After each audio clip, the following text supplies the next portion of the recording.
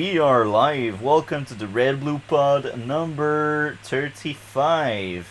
So, I hope everyone is well, and you can now present yourself original co host and then second co host. I mean, you don't have to say original. It's fine. It makes it sound like one's better than the other. Okay, we're all equal. I I, mean, I, I unless I don't know how to let you introduce yourself. We need to work on that. yeah.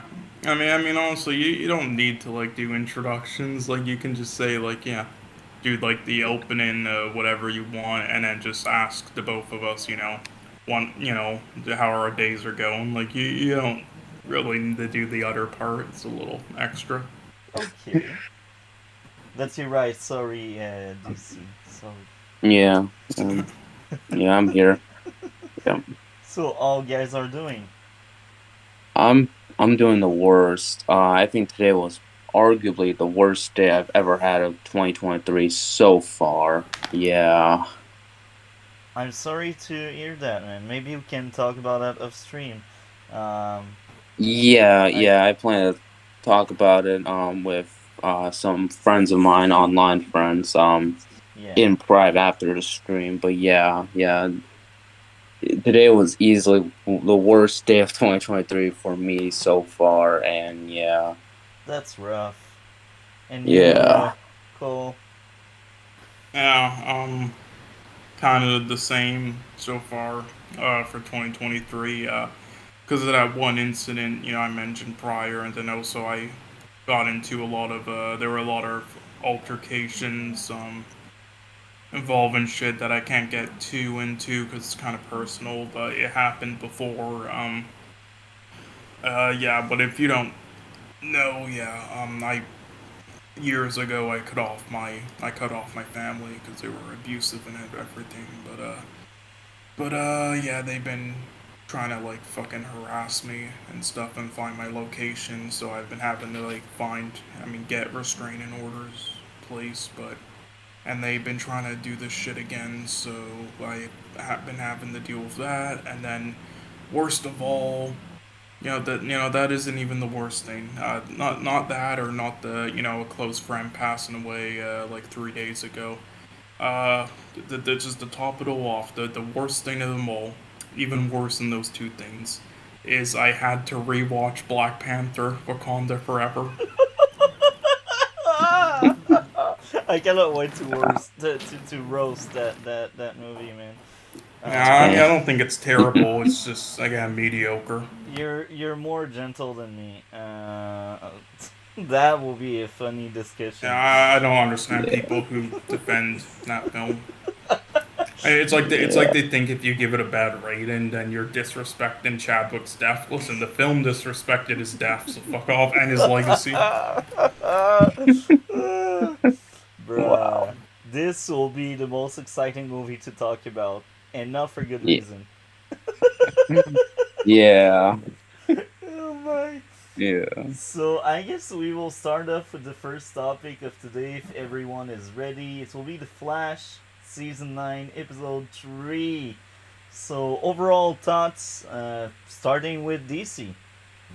Um, I enjoyed the episode a lot. I enjoyed it. I really did. I'm guessing you guys did not enjoy it. I won't say it's the Uh, worst so far, but it's not really good. um, yeah, this is the worst so far for me. So I'm the only guy who actually enjoyed the Yeah, I mean, episode. I had to ask though a question. Like, what's the history exactly? With the one villain there at the start of this episode was shown, and then throughout, like what's really the history of that? Yeah, I forgot if it gets summoned by one of the other villains or Which just villain? existing. Goldface, the But one with the golden. yeah, Uh, Ghostface, the one that stabbed the guy from Oh, behind at the start. Because I just want to know what's the history with it exactly? Because I don't quite remember the history in the comic books or the show, or how it was introduced. Because I'm just curious because it seems like there's like a lot of inspirations for it that I kind of recognize. Maybe DC can go on with the comics. He's better than me with the comics, but I can go on about the show itself. So, do you know what is the comics roots of him, DC? Yeah, yeah. In the comics, he's kind of like he's a Green Lantern villain.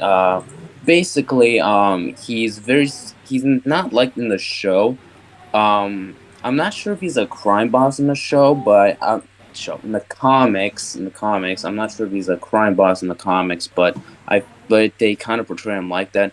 But he's more like Green Lantern's Metal, because in the comics, at least in early Green Lantern comics, apparently he had a weakness of anything yellow. So, and they added the gold phase being yellow, so Green Lantern's powers cannot work on him.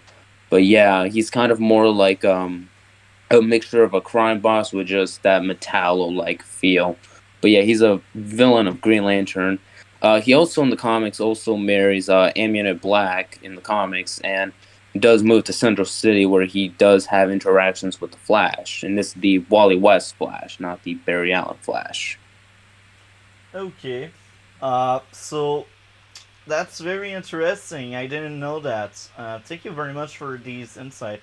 Um, on my side, what I will say is Goldface was in among the worst episodes the show ever had. Like almost every appearance he had were in really bad episodes. The first decent episode he appeared in was in season 8.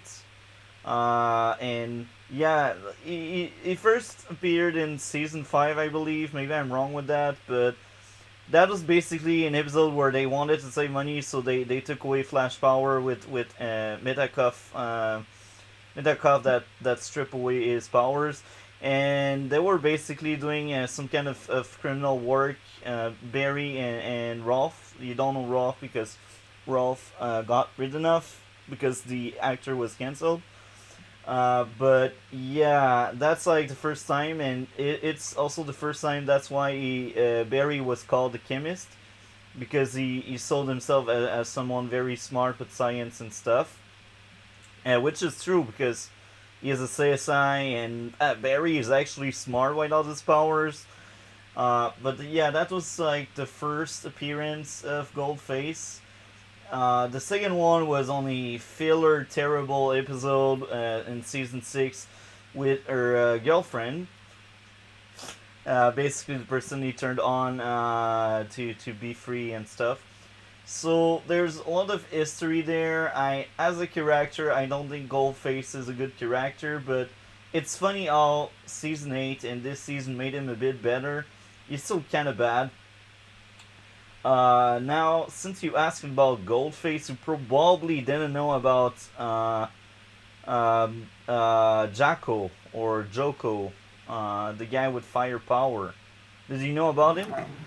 I know a little bit. Like, again, it's not that I haven't seen it. The introduction at first in the show, it's just I just don't remember. So, but I do remember like bits and pieces of him. So yeah, not definitely better than Ghostface. I'll say. Yeah. Goldface. Oh my! I Goldface. just found something No, weird. I no, will. I'm saying Ghostface as a joke because it's Okay. reminded me of a better villain in a horror franchise. Oh my. Uh, Ghostface. I learned something weird. I will talk to you about that after the stream. But yeah, that kind of destabilized me. Maybe I won't get a phone call because my mother actually wrote me. But yeah, oh my. Uh, So yeah, Piper. You know him because you have seen him in the first season, right? mm-hmm. I think Piper was the best villain, even if he's not really a villain because he's more of an anti-hero since he's on Barry's side. Well, that's my take No, on him. he's easily the best part of this. Yeah, Yeah, there are just so many. I mentioned before the music. I hate the use of the music and the music in general in the Flash. I think it just Even the Crisis on Earth episodes, which we'll get to later, like they have the same issues the Flash does for me, and other issues get to later. But honestly, I prefer them because I mean maybe not. I don't know about like the quality; they're kind of even, but they're easier to withstand for me because of the tone and feel, and part of that is the music and the use of it in comparison to the Flash episodes. But in episode two, it wasn't so bad at all, and that's one big reason why I really enjoyed it for the most part. Episode two and episode one, yeah, it kind of reminded me why I don't like the Flash very much, but it wasn't a terrible episode, I guess, and it didn't use the music horribly either. And yeah, in episode three, it was some of the worst. Holy fuck! It just made so many scenes horrible, and the cheesiness. Holy fuck! I hated it. Now I will say I did not hate the episode. I did not like it either. So I guess we will go on more detail because we actually gave the overall ideas we had over the episode. So starting with Cole, I guess you can mention your issues you had outside of music because music is one, and the cheese. Yeah. Yeah, the editing was piss poor in this one. I don't know if like separate people do these episodes, but holy shit, the quality is inconsistent so far. Anyway, the character interactions in this just felt so unnatural in this episode from what people in real life would do. Yeah, there were moments in this where I thought I was like watching Iron Fist or some shit. Yeah, the slow motion and pan shots with the camera were bad. Yeah, the lighting in this one was piss poor. Acting, the acting wasn't so bad. I'll give it that. I actually didn't mind the acting in this one, but the lines they were given though were yeah. And yeah. Here's the thing. Let's mention the very last line in the episode. Let's save that for last. Let's save that for later, because before I jump off a fucking cliff. Yeah. Oh. Not too bad in some areas. Most areas, this was terrible. I thought. There were some other things. The cinematography wasn't good. Honestly, there were the first scene with yeah, God, I keep trying to remove her fucking name from my memory because I don't like her. What was it? Iris? Her name, is that how you say it? Very wife. Yeah. Yeah, it's Iris. Okay, yeah, I'll say the scene in the beginning. I was like, okay, this isn't actually so bad in comparison to because again, I'm not a fan of the interactions or or character. We meant, and I don't, and you've said before you aren't either. You do not like the character. Yeah, I Yeah, I'm kind of in the same boat. Although it was better in that than that one thing we watched at least. yeah. Yeah, I will say the first couple scenes though weren't so bad in comparison to other episodes. I was like, actually, okay, this is all right. Then the second half of ones, I wouldn't say they were as terrible as other episodes either, but I was just like, what's the point? It just felt like unneeded filler. Yeah. But then again, that's all those scenes, so yeah, I guess So there's no difference. I will say this: Iris was great in the first two seasons of the show.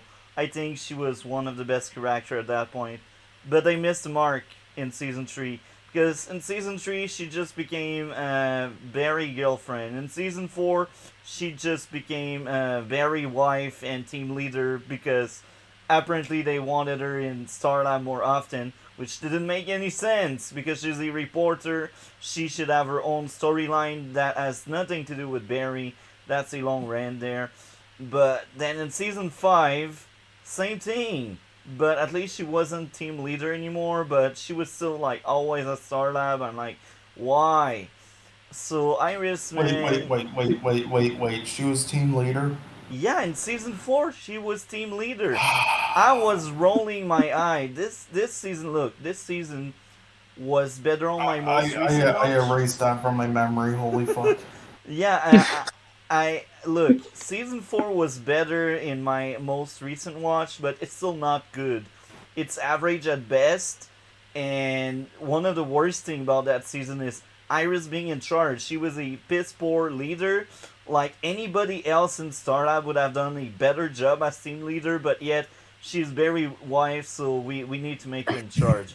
Like, bruh, just let her do her reporter stuff. That's when she was good. She doesn't need Starlab. Like, season 8 did good stuff with her until they decided to just send her in the like all the time because of her sickness and stuff. Um, but yeah, Iris, it's so sad. I really want to like her character, but the writer make it so hard, and they just don't know how to handle Iris. It's so Yeah. sad. Yeah, like I was I gonna make a dark joke, but I'm not going to. oh well. Yeah, like I feel like Iris, especially in season 8 with the time sickness storyline, was a pretty bad character, especially because in the Deathstorm arc, I always felt like they always had to make her character look really stupid just so that they can progress the plot. And it's like, yeah, because I'm not sure if you guys have seen my rewrites for Flash season 7 and 8, but that's not the case with Iris. In fact, in season 8, Barry goes a little crazy in that season, that version of season 8, in my rewrite for season 8. And so in the season 7, I'd say in the season 7 one, he's crazier for the things he's done, but season 8 is equally as crazy. And I'm pretty sure you guys would like the storylines I come up in those seasons, in my rewrites for the seasons. Basically, what happens is that in Flash season, in my rewrite for season 7, instead of Barry being like this fun character, he's this dark, psychopathic cannibal. He's basically like Ezra Miller, just he was a cannibal, and that's hidden in see my season 7 and my season 8. Barry actually abuses Iris for a very brief portion of the season. Yeah, I got a lot of bad criticisms for that. Some of which were actually some good criticism because of it. There was like Barry's a little out of character, but yeah. And in case you're wondering, nope, that's not even the darkest I can make a storyline. Okay. Yeah. Well, since you said the name, I'll just say what I was gonna say. I was gonna say, what would make her character more interesting in season 4? If you paired her with a drunk Ezra Miller instead. Best team up ever. Like Oh, jealous of that team for real. Yeah, Um, I don't want the Me Too movement canceling me for that abuse joke. So, add Amber yeah, Heard as the third wheel. holy fuck. Pun intended. yeah. Yeah. Okay. So I guess we got over all of your issues. I think, Cole. Am I right? I mean, for the most part, like I could keep going, but I mean, I've said the main things. Like, I don't want to say too much. This is just a So pretty poor episode, but yeah. Tell me when we talk about the last scene, though. okay, that will be fun. Next up, DC. What are your issues with this third episode? Some of my issues were that I feel like the Flash has started kind of like losing away tension lately, because I'm pretty sure in the opener you have Captain Boomerang, Murmur, and the Fiddler. They go on rob a bank, and you expect it to be a crime scene, but it's Barry and Iris in Paris. I'm like, it kind of takes away from the tensions for what's going on Yeah. from the yeah. And I really wish they just cut to the crime scene instead of having bearing. Yeah, and also another issue is some scenes are completely pointless. what was the point of having Allegra like be in the hallways, and then Chester and Kion comes, and she just walks away, and before they just awkwardly talk to each other. What was the point of that scene? Because I'm pretty sure those two scenes, that scene has nothing related to the plot, and Yeah. man, it can be extremely frustrating when they do that a lot. Eric Wallace, man, that's the reason. Any Yeah, like other why not issues? have not at the moment. I guess one nitpick is when Goldface said that quote where in near the end where it mentions Red Death, even though I feel like that was just to get people excited because oh look, Red Death is coming to the show, even though I think what they should have done is done Red Death in an earlier season, not the final season.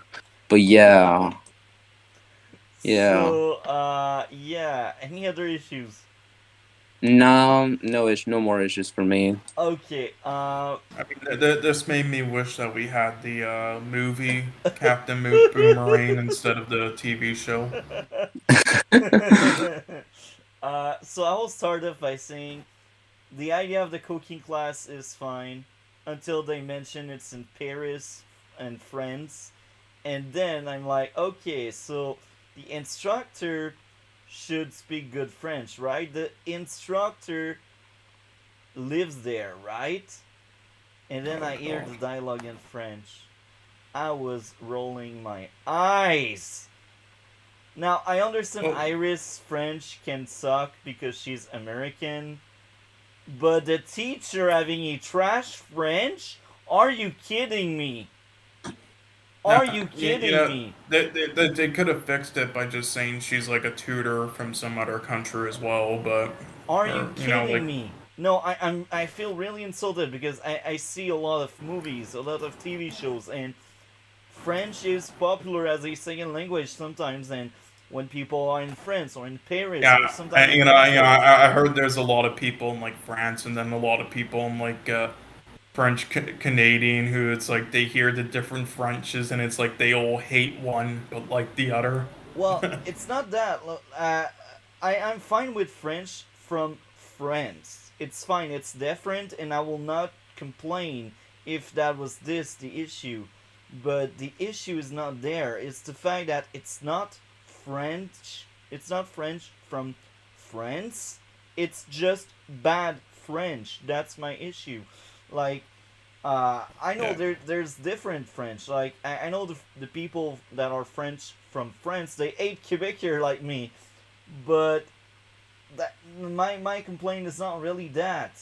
Like Yeah, I mean, do you really think they did like proper casting for this? All right, she was probably just some like janitor who was like, "Yeah, I can speak French," and then learned it overnight. All right, yeah, this is CW after all. that's my guess. That's why that French is terrible. It's not even French from France. It's not even internet because there's like three type of French. There's the international one, the one where it's accentless, even if that sounds weird. There's the French from France where they use the jargon from there and they speak the way they speak there. And there's the Canadian French, which is mine. These are the three types, right? And in a lot of movies, there's the international one, which is fine because it's accentless and it's still a good French because you understand the words and the pronunciation is basically almost the same. It's just you cannot point out whether it's French or a Canadian. And then, as I said, there's the French one and the Canadian one. But in that opening scene, the cook had a terrible French. Like, it's not international, clearly not. Uh, like, the first few words she said, I didn't pick them up, literally. I was like, oh my, that's French? Is it really French? And as I said, I understand Iris because she's American. Like the issue is really the instructor. I'm like, they are in France. They have a good French. Like, why do you cast someone that cannot speak the language if you want good immersion, if you want a good scene? That person clearly didn't speak French. There's no way that person is speaking any French. Anyway, I went a bit too long about that rant, but the thing is, I've seen many movies, as I said, and many shows where they use one of the three French, and regardless of which one, it's always good if it's handled by a good actor that can actually speak these language. Uh, the closest or the best example I got in mind would be in Daredevil. I believe it was season 2 with Elektra. Elektra and a guy were speaking in the airport, and they were speaking international French, and I picked up every single things they said, and that was well said. That's the best example I got in mind, but yeah, like in I don't remember other example because I have bad memory, but that's the one that stick the most in my mind. So when I see a movie trying to pretend it's smarter than it is, I'm just insulted. Anyway, that's it for my language rant. Next up would be Allegra Chester. Now this is funny because we don't need that. We just don't. It's like they keep going on that storyline. Will they? Won't they? I'm so pissed. Just match them up already. You keep getting seeds here and there. It's not good that will they, won't they. I don't care about their relationship. I don't care about Allegra. If they can kill off Allegra, the show would be better already. Chester is fine, but Allegra is a terrible character. I really hate that character. She's probably the worst character in the Arrowverse. Oh wait, there's Mona. Mona is worse. Be ready, Cole. You will see Mona soon. Uh, yeah, Allegra, really, I hate that character. That episode just made me hate her even more. I don't know what Eric Wallace is trying to do with that character, but she is a terrible character. Now, next up, maybe I nitpick too much, so guys can correct me there. But here's my question for us, for you, for me. How did Piper knew about the military tech? He is a civilian. Don't you think that kind of intel is confidential? Don't you think that kind of intel doesn't leak? It's military. Like, if that kind of intel would leak like that, USA would already be disabled, you know? Maybe I didn't pick too much. What are your thoughts on that, starting with DC? Hmm. I feel like because of the fact that because Pied Piper is a genius, he was even able to figure out Barry's the Flash. I'm pretty sure he would have known something like that. Um, Again, it's just me going from bias, but I think it's just how the character is written. It's because of how smart Hartley actually is. He's smarter than most members of Team Flash, so I don't really find out that he would be able to figure out some sort of military base. But here's the thing: you knew that the military base would be empty. It's like that's the biggest issue. Like you can know about the military base, but knowing Mm. exactly their schedule, when to strike, what to do, what they have as a defense system, you need me to suspend disbelief that much? What would be I your? mean, Oh, I okay. feel like I feel like he knew that it was. I think he's aware of that. I feel like it's part because the criminals in Central City are arguably are a little bit smarter than say the criminals in like say Star City, where they can always like go and rob like a military base even at the right time. So I don't find it like not believable. Oh, Did he disconnect by accident, yeah. or did his power go out? We all be. You will be back soon. That's sad.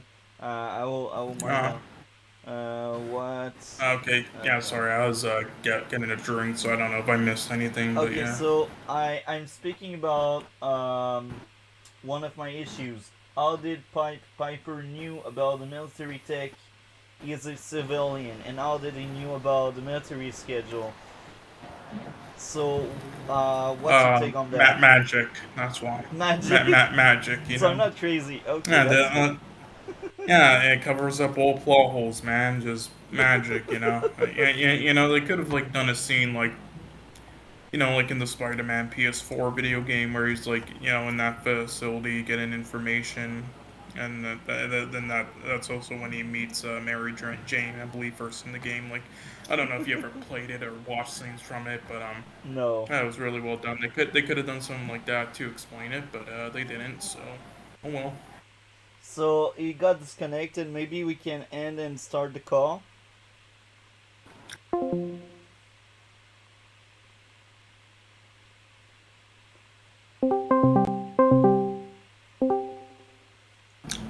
So let's hope Marvel can pick up. Easy. Hmm.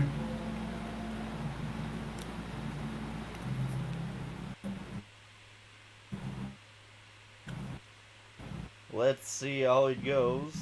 He's typing. If it keeps saying he's disconnected, it has something to do with his Discord login or the internet. It Yeah. happens with me. Sometimes the bar on the voice connected thing like changes to some shitty power for some reason. Well, shitty internet connection for some reason, even though your internet is perfectly fine. And then there's like a glitch, and you have to either wait till it passes the time and refresh, or wait till Discord fixes itself, or there is something wrong with his internet. Okay, so you Yeah. will try to figure this one out. It's kind of sad. Um. Yeah. Well, yeah. But Okay. anyway. Next issue. Allegra reduced to Chester love interest. Like now she's nothing more. That's all she is. I'm like, wow, wow, Mhm. really? Like you only I mean, need. that's all any characters are in this at this point. Right. Well, So not yeah, it's like really. I look Like at all these. It's some just that.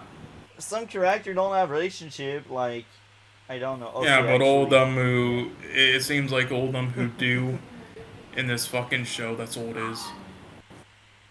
yeah, you're actually right on that. Okay, next up, trust being an issue again because the Flash. The Flash Yeah. is just always using that issue, and they always need to reveal their identity. They always need to tell everyone, trust me, bruh. You know my secret. Um, so I'm looking to it. Okay, be right back. Looks like I will hold my own for a few seconds till Cole is back. Man, the pacing, the pacing, the pacing, the pacing. Oh my, the pacing. I don't know how many times I will say that. The pacing. The pacing was really bad.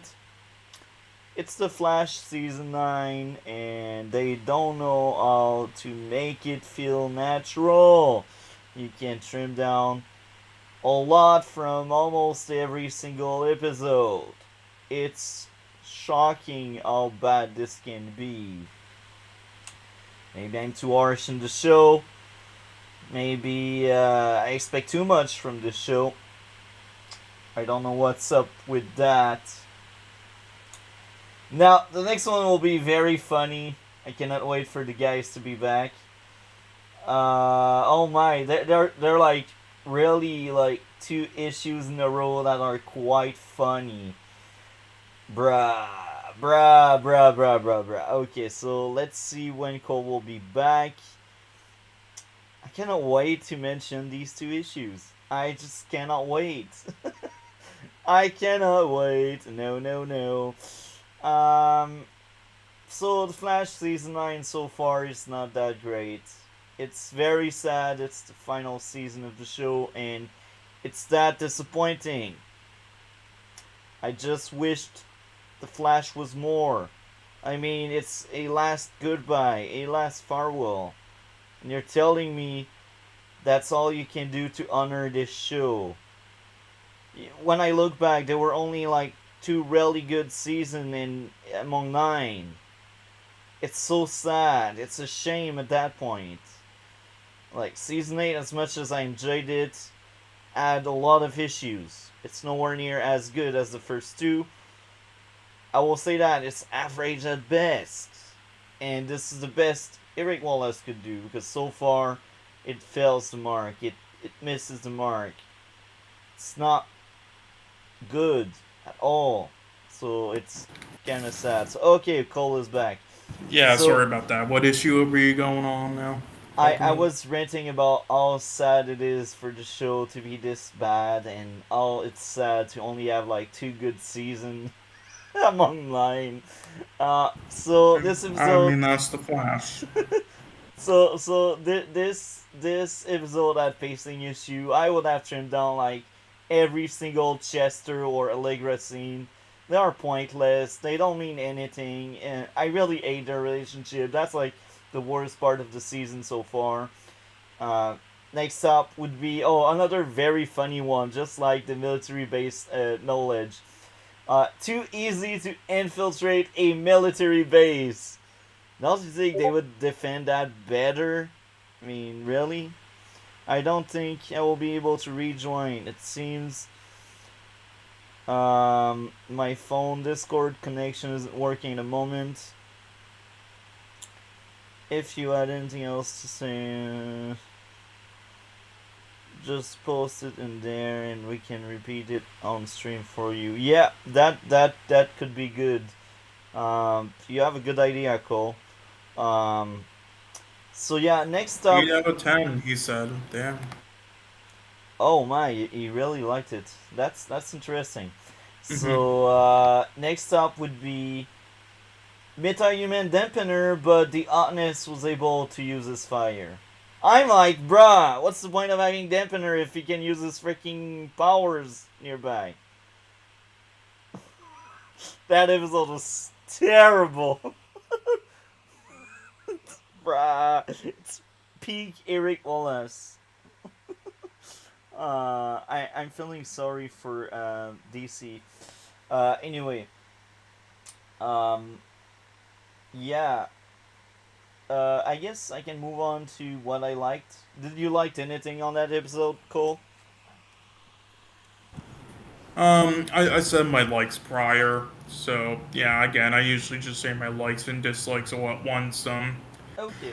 And I usually don't have them all written down. It's just whatever off the top of my head. I should really write down stuff more often. Like after a stream or a topic, I remember shit. And I'm like, eh.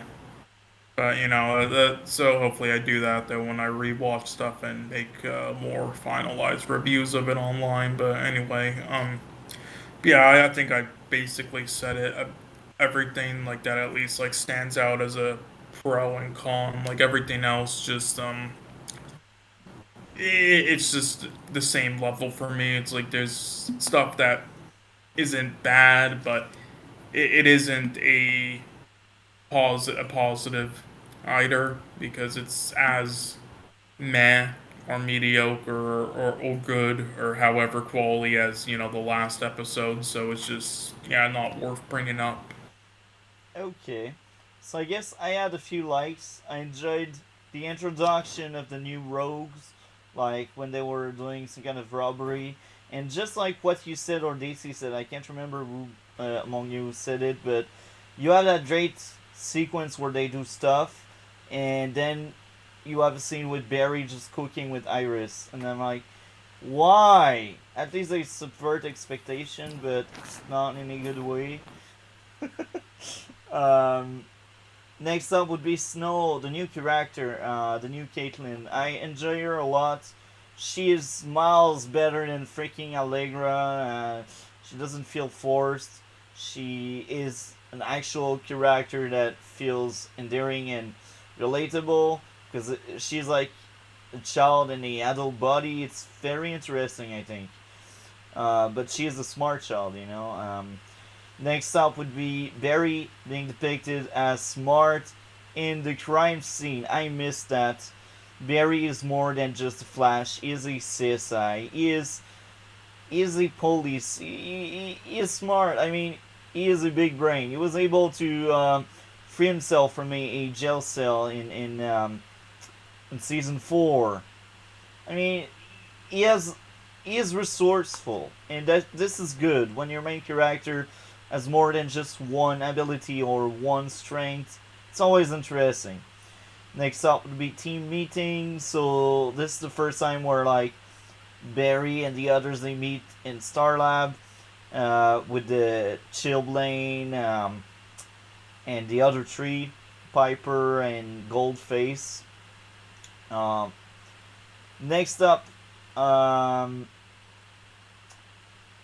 okay, actually there was a team meeting of Team Flash. I actually enjoyed that one a lot.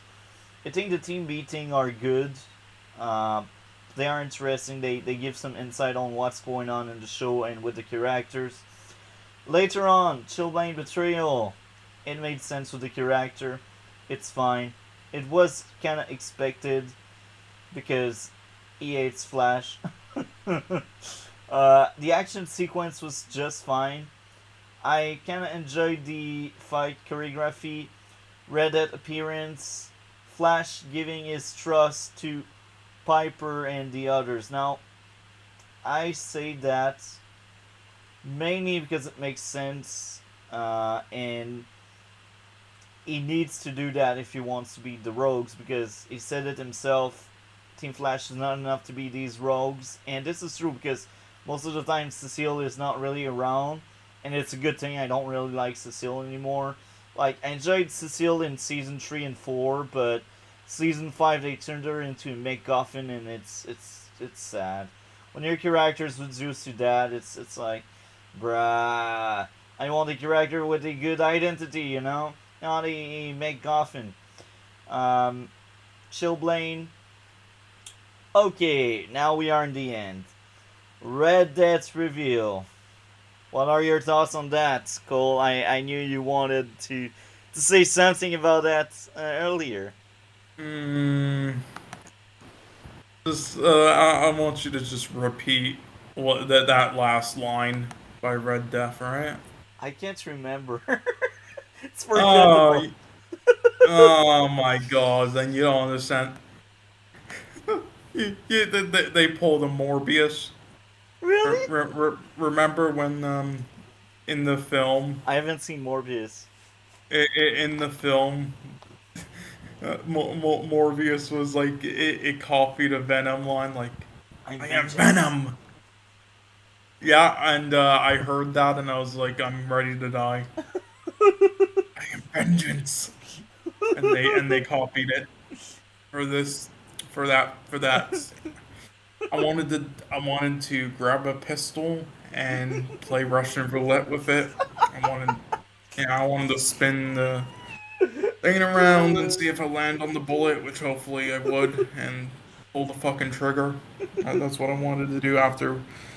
Oh Lord, what do you think about that, huh? That was an Bruh. amazing scene. I liked the reveal that made me forget the line, but the line is actually terrible. And I think just because of that line, I will drop down the score of the episode because it's true. It's a freaking cringe, bad line. You're actually right. This is like at best like a 2.5 out of 10 episode for me. I feel you, man. I know where you're coming from. I'm not as low, but just because of that line, bruh. My original score was a 6. I did thought that was a better episode than last week, but remembering that line, I am vengeance. Uh, uh, that episode drops to a 5.5. I mean, Yeah. that's how you want to end your episode. And so far, Reddit hasn't killed anybody. She is meant to be a killer, bruh. Come on. I want some dead corpse falling down. If they finish this season with Red Dead not killing anybody, bruh. Russian roulette. hmm So I got some different qualities of these episodes so far for me. Yeah, episode one was around the 3.5 to 4. Episode two was around the 5.5 to 6, and then this was around a 2 to 2.5. So yeah, we got some different scores going on there. Nice and even. So So yeah. DC has said in the chat. 8 out of 10. So he liked it much more than us, and it's kind of sad he could not share his thought there because that's the point of the podcast. I really wanted to hear his reaction to that line. Me too. Yeah. We need to keep that in mind for next stream. Oh Vengeance. yeah, definitely. So I guess because he is out, we will cover one of the movies, and then we could cover. Actually, we could cover two movies, and then Crisis, and then finish with the Well. We will keep the Well for the end because that's the last one Yeah, I've seen. yeah, I think that's the best film. Me too. Uh, so I was glad I kept it for last. Yeah. Um, I mean, Close was. I'll talk about it later, but Close was excellent in my opinion. But I don't have too much to say uh, about it. I Honestly, I think it's pretty. close. I think close. I could not find it. So basically, what I've seen Oh. was woman talking, Oh, Wakanda okay. So you Forever, couldn't find Close. Okay, that's fine. Okay, and next one I'll try to recommend you a four if I'm able to, but for yeah. some reason I Well, guess there's a lot of three, films that are like. four is too much. Oh, okay. Three is the right number, but yeah, four it's a bit too much because Okay. as much as I That's fine. like covering movies with you, I also like to do other stuff. Like movies are good. You have a good recommendation, and even when they are not as great, it's always interesting to like cover movies because you can see like why some movies fails and stuff. But I also like to do other stuff. Yeah, no. I was just recommending the fourth because we didn't watch the third that one week, and I Yeah, felt bad for like fucking up, so I was gonna make it up by doing that, but then apparently it happened again, so I'm like, oh god. So I mean, it's up to you, I guess. So if you that's don't want to fine. see the fourth, then So it's fine because it is a lot. But yeah, that's the only reason why I was trying to. But yeah, honestly, I shouldn't have anyway because. Yeah, I mean, again, we might watch the rest afterwards, but we're probably not going to have any time to watch yeah, so I probably won't recommend any of the foreign language ones left outside of the one we already saw with the English dub because honestly, it's going to win that category anyway. The one we saw and the other four nominated there aren't nominated for anything else, so it doesn't really matter. All I'm going to ask though is, yeah, did you end up seeing anything else on that list in the DMs? well, I have seen the movies I told you. I've seen Woman Talking.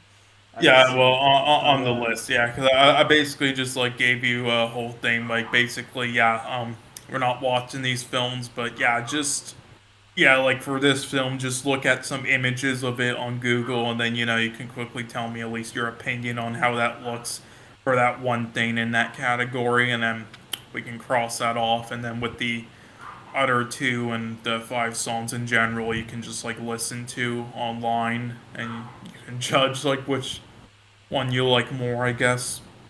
yeah. Yeah, We and then the short film categories as well. So yeah, basically, yeah, just you can do it whenever. But yeah, I was just curious if you yeah. have yet, if any. Nope, I haven't yet. Uh, the focus is on Okay. the big movies, But we will get into it some days for sure because we always have movies, and some days like we will go over that list. It's always Yeah. interesting.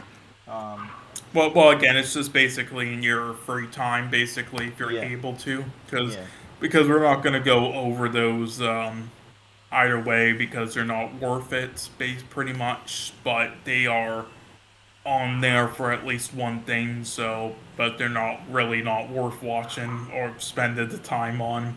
So I'm just like, if you want to, then here you go. But yeah, so I mean, it's up to you if you want to like do that or not. But yeah, eventually we can do that for sure.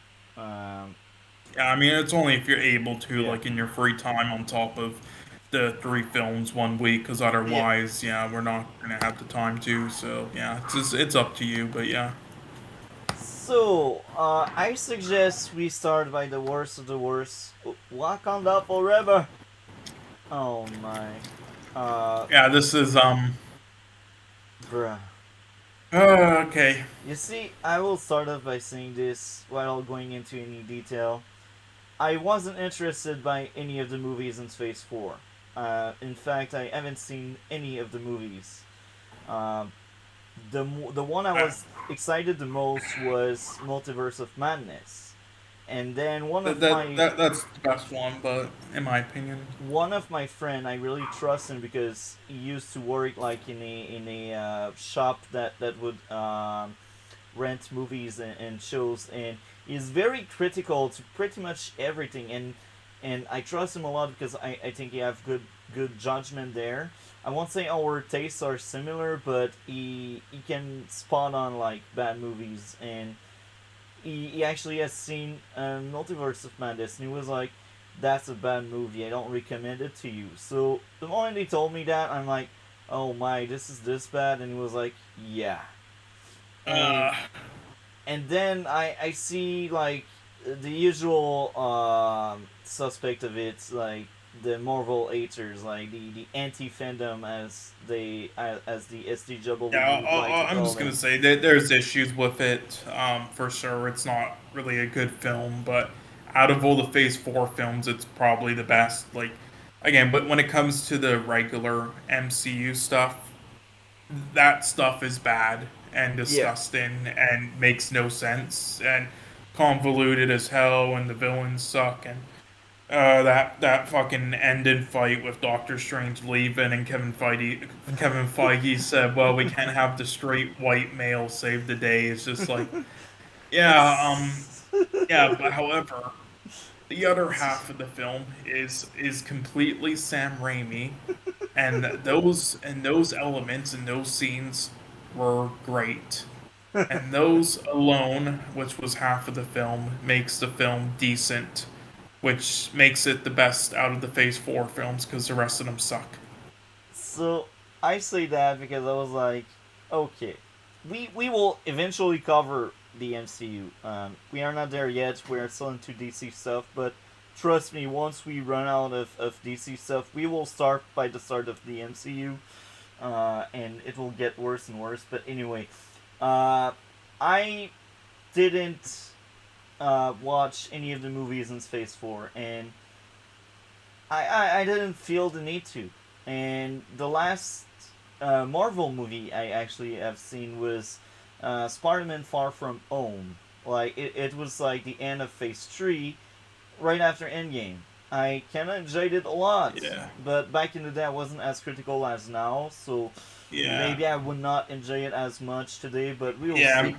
Maybe you'll enjoy No Way Home, but then again, the story fucking is. Yeah, so Uh, that's the summary. And coming into Wakanda Forever, I actually have seen many videos about it, and they are from both sides, from people that like Marvel, even if Marvel is not great anymore, and I also have seen like the usual suspect anti woke people, and I will say they are both right. um, Now yeah. this movie made me rethink of my grading system. That was as bad as that. I Jesus. I don't remember having that much issue in anything we covered so far. That's actually the worst Yeah. thing I I have don't seen. understand how people can defend this film. Me It's too. actually like they're scared to insult in somebody's fucking death for some reason.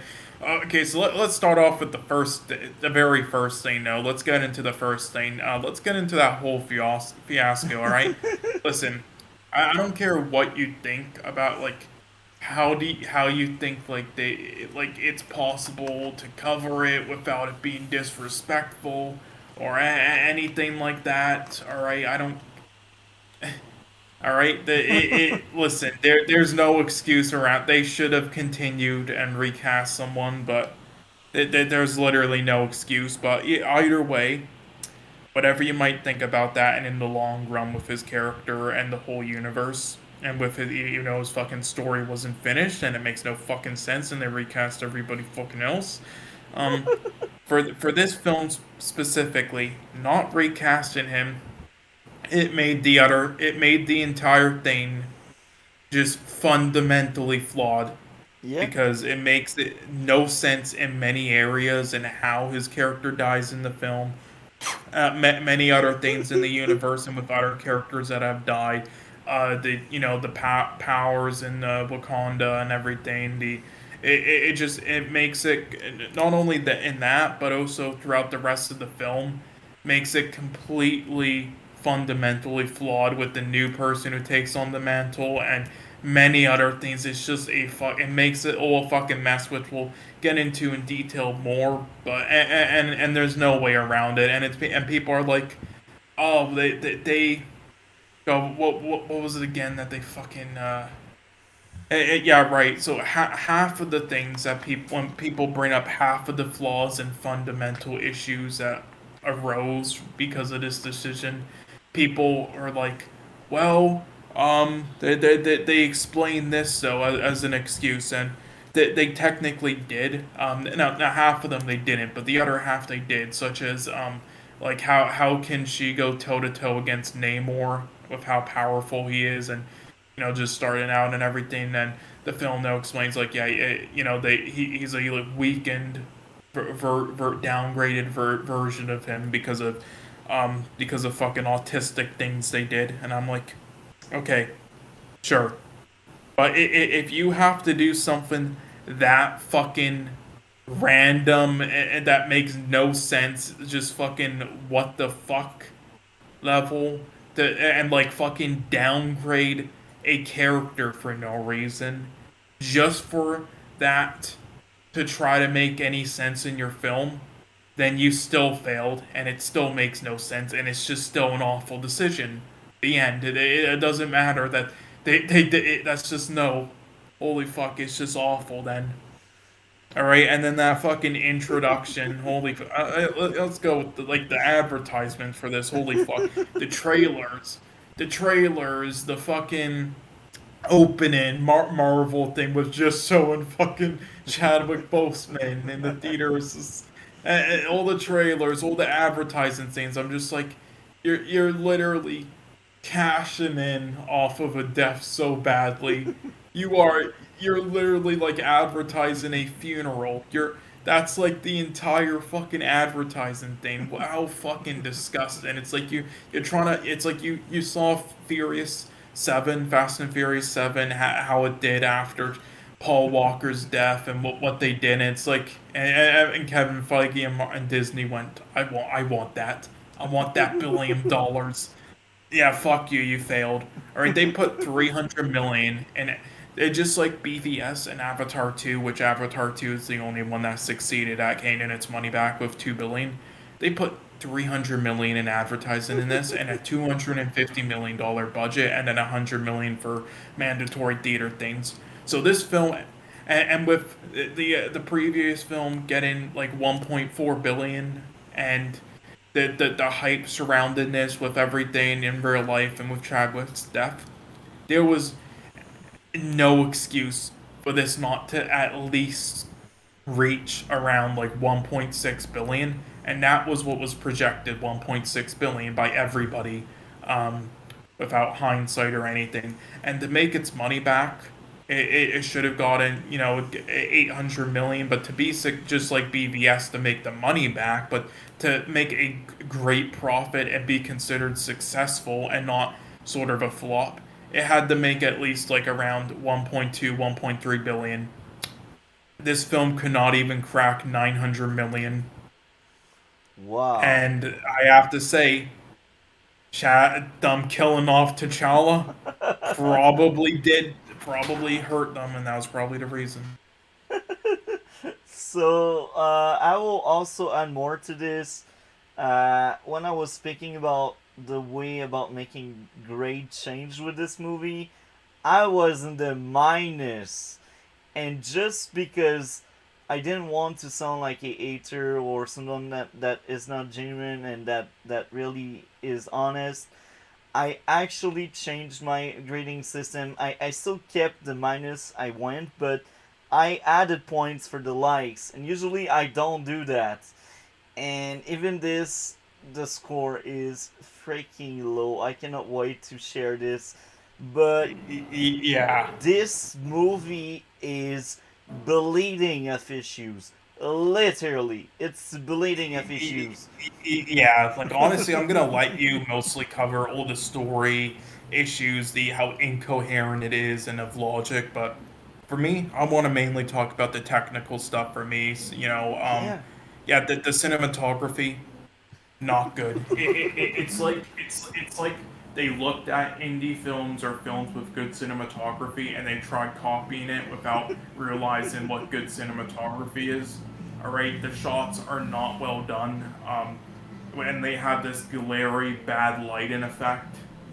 The visual effects and CGI is fucking horrendous in this film. I can't believe this got a visual effects nominee. Um, the editing is really not good at all. The slow motion shit is fucking corny as hell. The just like the first film, every performance in this film was was generic, and it wasn't because of the cast fault. The cast is stacked, including Chadwick, who did his best job as a lead.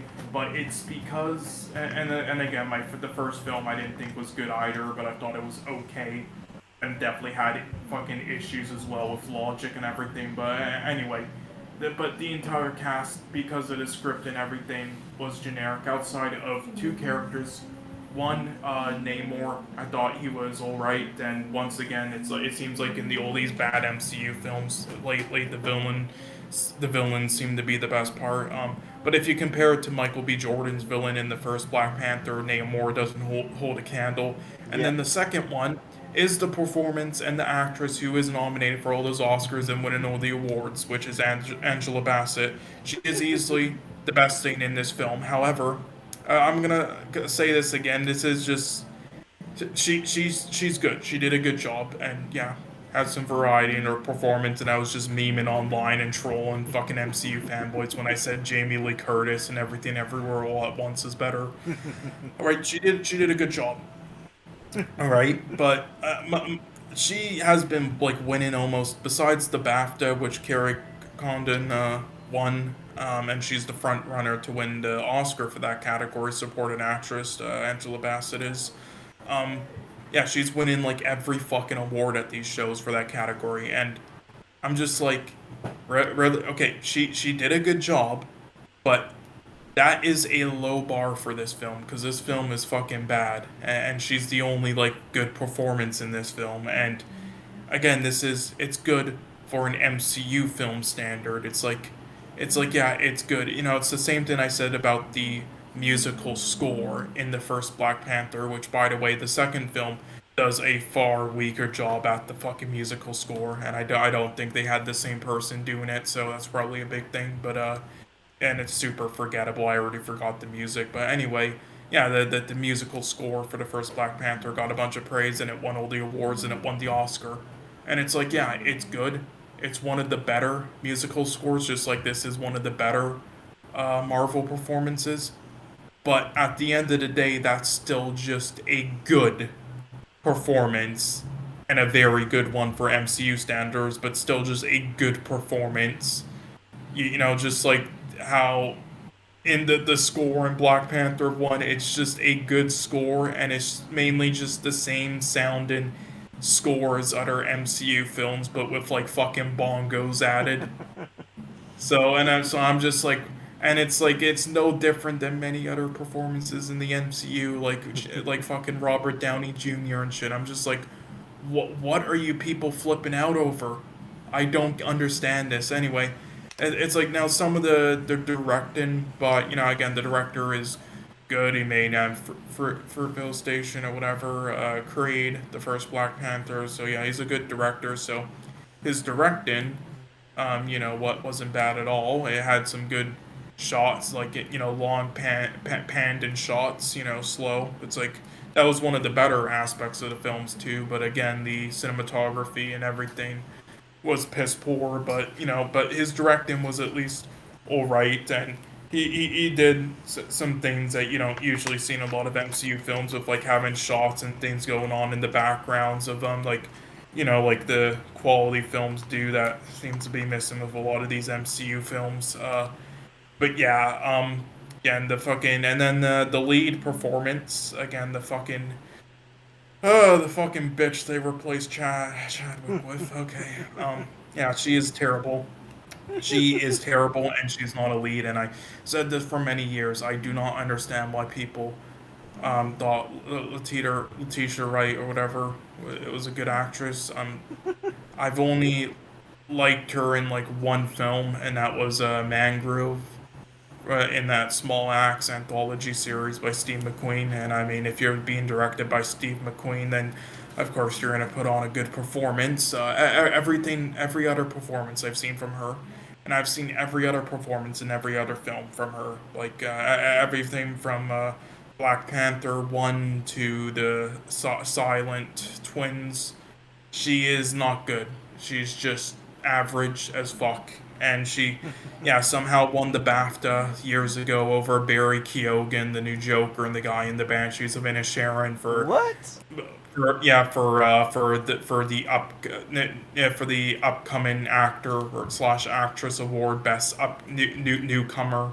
So, and I was just like, holy fuck. And anyway, and now I'm glad I'm solidified because she was terrible in this, and she could not hold her own, and she's not a lead, and her line delivery was with inspirational lines was fucking terrible. And it's just stop it. Now, the costume design in this, now that's the best part of this film, the costume design, and it's the best part of the first film as well.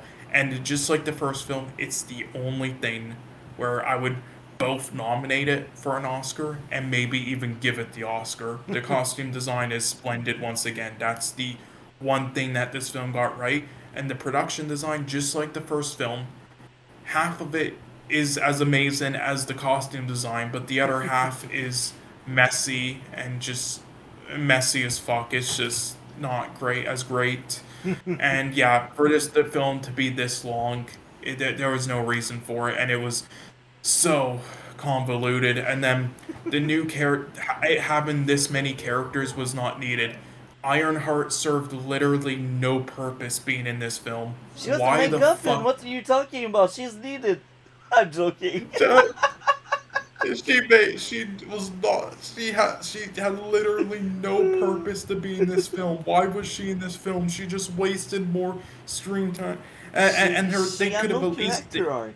She had like no they could have character arc. at least made some like cool shots with her, building the suit as they did in Iron Man 1, maybe from like the far away distance and her in like a cave or something over the sunset. But nope, they didn't even do that. And then her fucking line delivery was bad as well. I don't think she did bad as in this film, but yeah, I would say it's more the lines. But yeah, she served no purpose, and every scene with her was just it dragged it down.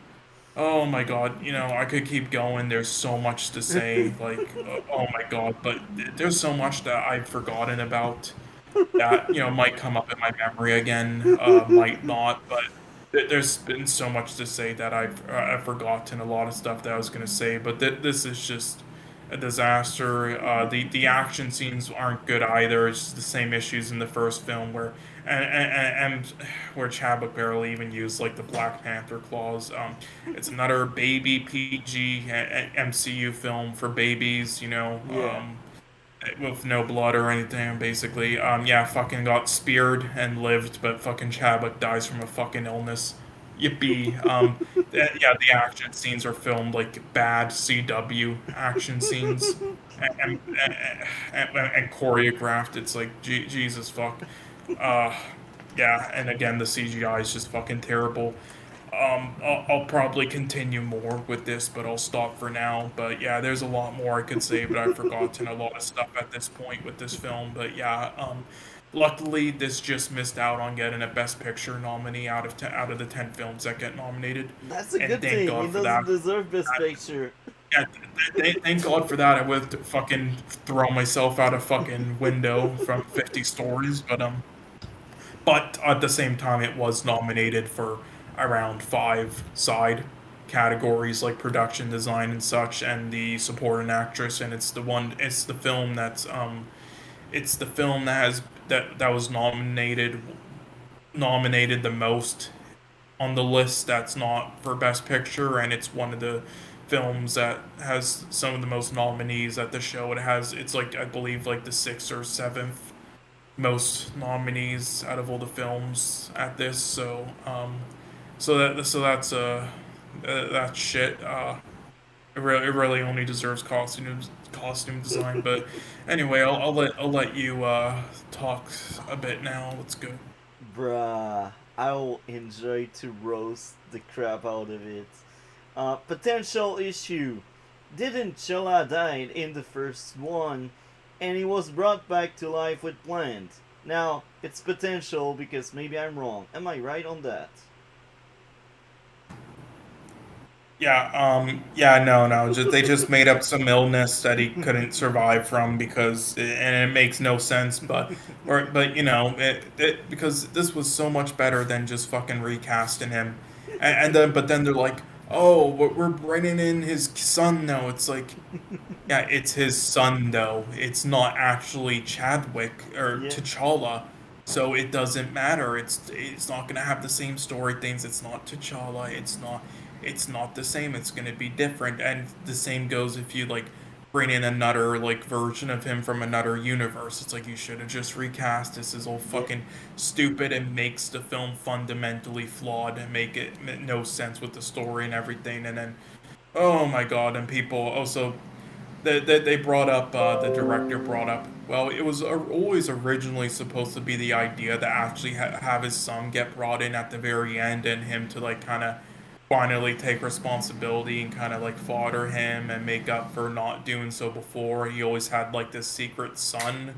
so that part makes sense. And it's like, okay, but you're missing the fundamental issue, which is that yeah, you just said that, but it's like yeah, but now we can't fodder him because you didn't recast him. So what are you trying to say?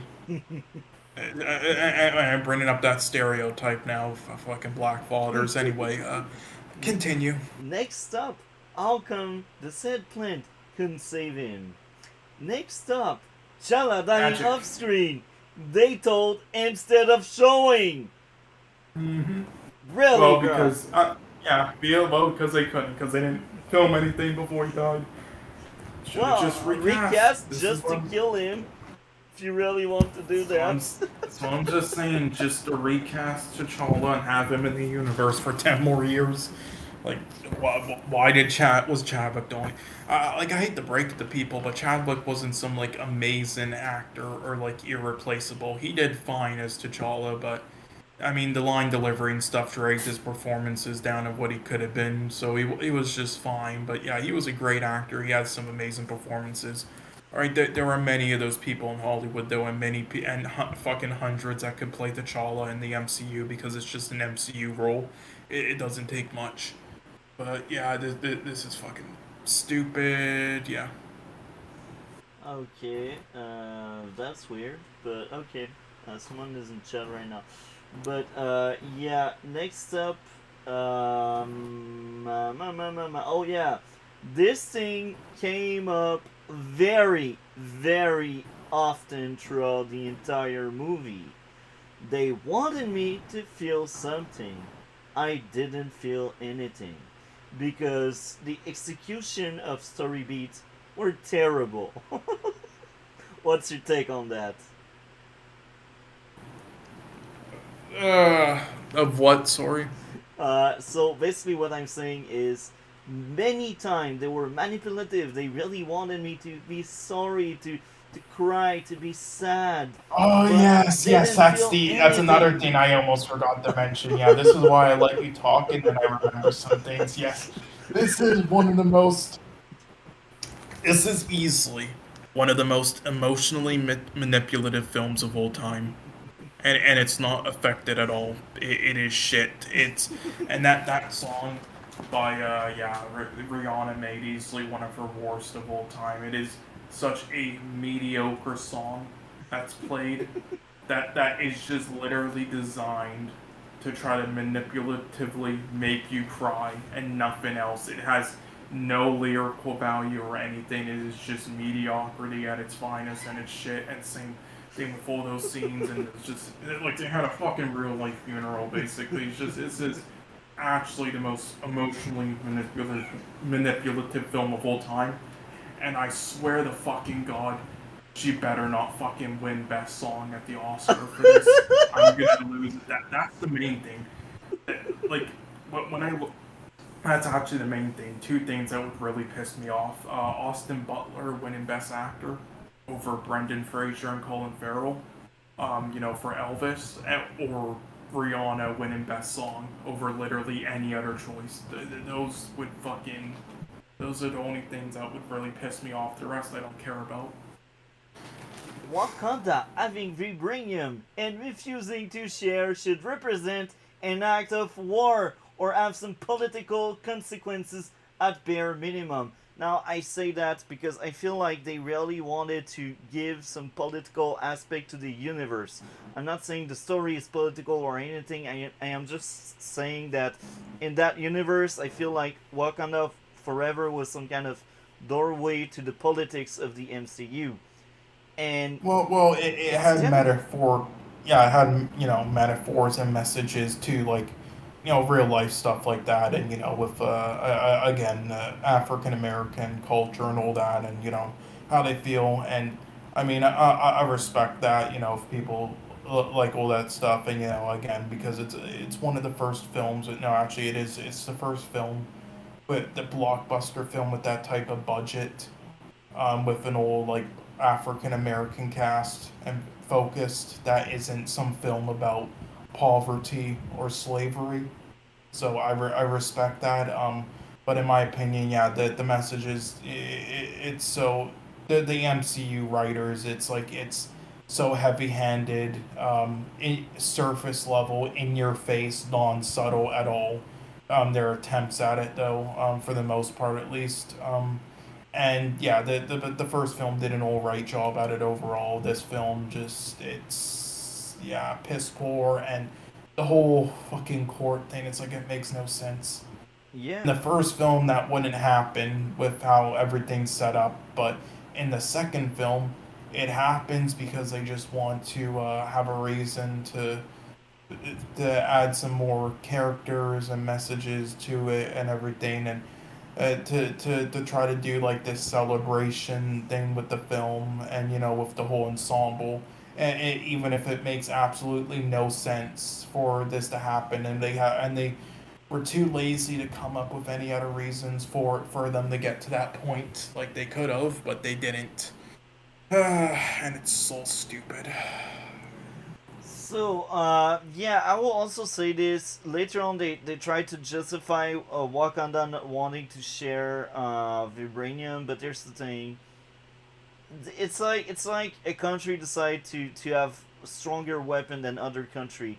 For sure, there would be some political aspect to it, and for sure, like they would try to shut down that country. Like that's a threat. Like in real world, you don't let that kind of things happen. You just don't say, "Oh, okay, you don't want to share. We let you do your stuff."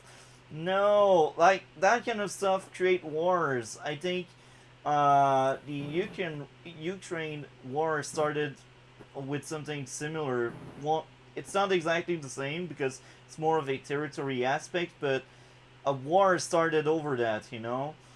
And Yeah, well, I mean, the message they're going for, I think, is that I think they're gonna trying to go for some fucking message with the like the natives do with like it was always our land to start originally though, like long ago or something like that. And it's like that and I've taken First Nation studies in grade 12 and everything.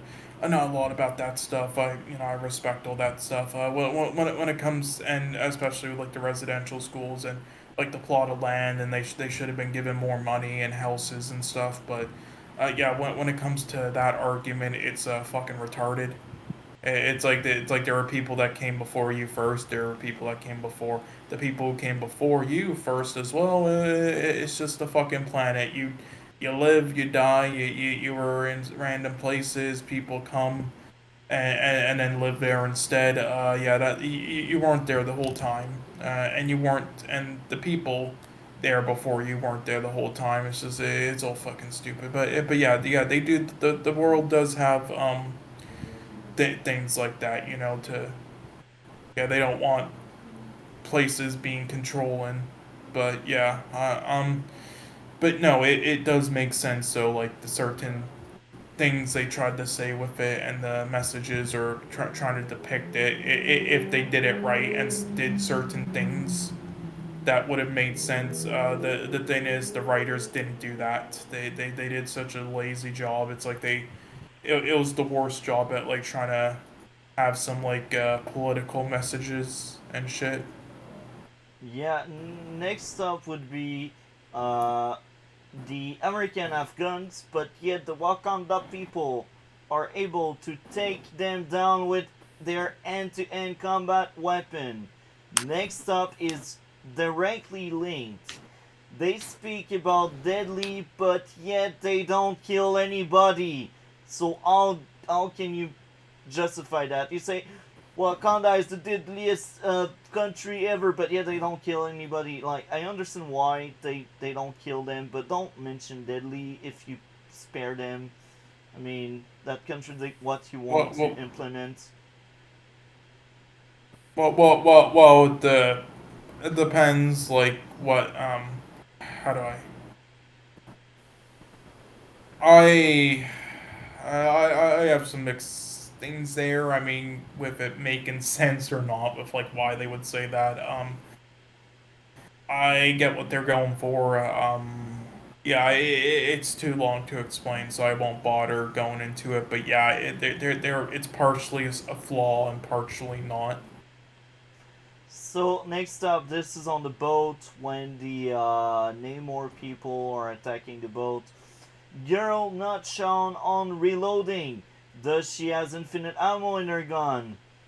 I'm asking because she shot, I don't know, Omni Bullet, but I don't believe like guns like that have like 30 bags or 30 bullet. Like, I don't nitpick that much sometimes, Yeah, but I was rolling my eyes. I was like, man, that looks like a pistol. A pistol maybe has like 17 bullets. yeah. I don't nitpick like that really either, yeah, that if I do notice it though, and it is a flaw, then I will point it out and dock off some points. But if I don't notice it, then it's whatever. Yeah. But yeah, that time I did notice it. Blah It blah sort of blah blah. reminded me of the film. Yeah, it sort of reminded me of a film that I do really like overall because even though it has some issues like that, you know, with logic or other issues, it's overall a very good film still because of its positives, which is James Gunn's The Suicide Squad. And the scene I'm speaking of specifically is the one with Harley Quinn where she's battling the guard, and it's like they're literally shooting her like directly at her from point blank range literally at her, aiming exactly at her, and in the action scene, she doesn't do anything to deflect the bullets or anything. So it's like she's Superman and has like it just takes bullets with no damage apparently or whatever, or it deflects off of her. Who knows? But yeah, so that was one issue involving that stuff that I did notice in that, and yeah, this is a similar thing. The number of bullets and other things that they use and don't reload or whatnot is in this is pretty absurd. The pacing was terrible. They can't make me feel Yep. anything again. The lightning, Yeah, the pacing is terrible. the lightning was terrible in many scenes. It's too dark. I couldn't see shit. I'm not joking there. Yep. Yeah. The lighting is fucking terrible. In the scenes, in some scenes, it's too bright, and there's literally a glaring effect on the fucking camera. In other scenes, It's it too is dark. too dark, You don't see and I shit. yeah, and I will say though, it is hard, and also I did predict this when they released the first like minute long teaser for this film. I said the trailer looks so there's like fucking 100 cuts in that minute long trailer. It's like they're hiding so much with the edits, I'm like they showed the fucking best frames in that film, manipulatively edited it like that. The film is not gonna look good, and yeah, that's exactly what they did. Cause holy fuck! But now I will give it some leeway though with the cinematography and the light in here. I will say now people can back me up on this. All right. Also, I'll tell you an example of a film that did it right that I think should have won best cinematography.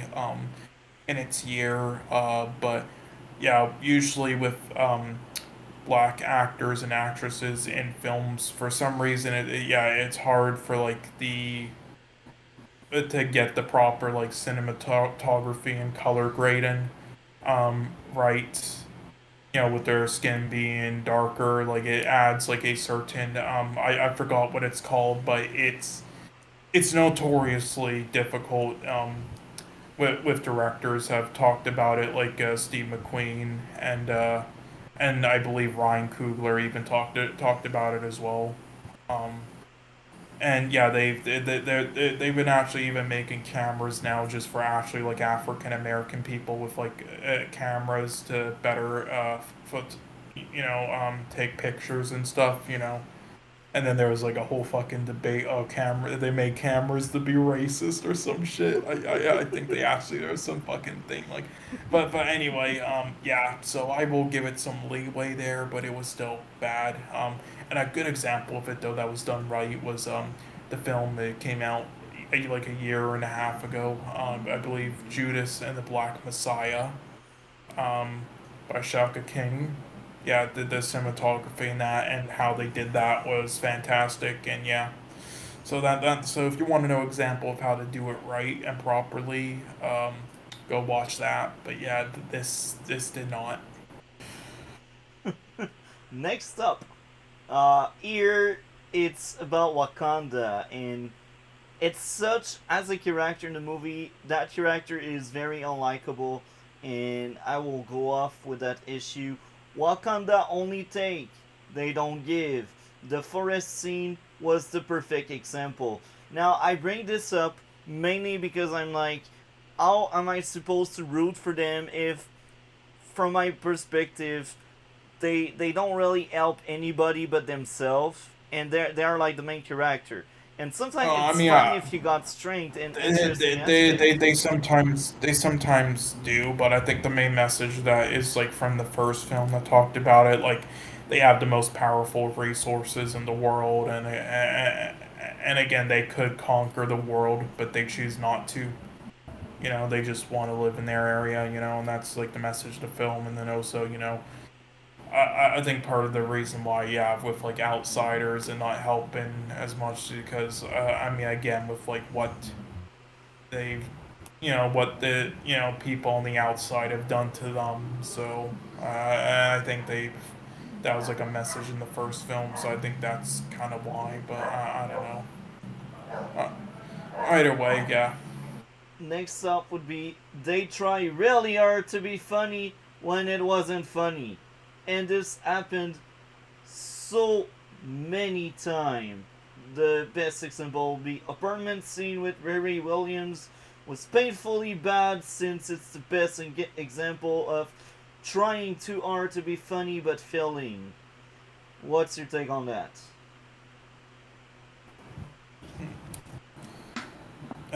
Sorry, repeat. Sorry, can you repeat it again? My bad. They try really hard to be funny when it wasn't funny. Apartment scene Yeah, with Riri Williams was painfully bad, since it's the best example of trying too hard to be yeah, funny but failing. yeah. It was trying way too hard to be funny. However, that's an issue with every MCU film really as of late. So yeah, so it's an issue with the MCU in general. It is just yeah, this fucking universe. So next up, oh, this one will be a funny one, followed by another funny one. So Riri just straight up killed 20 cops, and she should be a hero? Are you kidding me? No blood. What's your take on that? Or just enjoying yourself killing Uh, cops? I mean, what was it? Dirty Cops. I think that was. Well, Here's the thing. I think it was like supposed to be like dirty cops or something, or they were doing so and so. no, they were just doing their job. How were they dirty? Yeah, well, again, it's like the whole fucking whatever. They were going for some racial messages. Whatever. Honestly, that part of the film I just forgot about because I just did not care. It's just so fucking. Okay, next up, the blood armor on the general is crazy. Oh yeah, that's on the bridge. The Wakanda general when she fought the other guy. Feel like the other guy could have killed her like 10 times on the bridge. That's when Riri and Shuri were disabled. They were like passed out, and the general fought a guy, and the guy was clearly stronger than her, but for some reason the guy never really killed her. Uh, I'm like, okay, plot armor. Excuse me, plot armor. Um, Next off would be the water just waking up Shuri. Plot convenience. Yeah, um, yeah, Next up, basically, and yeah, once again, no blood throughout this fucking film, despite everything. Baby, MCU. This is like WWE, where it's like there's no blood anymore. It's yeah. hilarious. I'm not feeling anything when they wanted me to feel something. This is the third time I say that. With all Yeah, but the also just to rehash on some things with the with the cops staying in and also other things like not helping people. Again, I think they were going for like messages racially and stuff with that, obviously. And in the first film, they did similar stuff.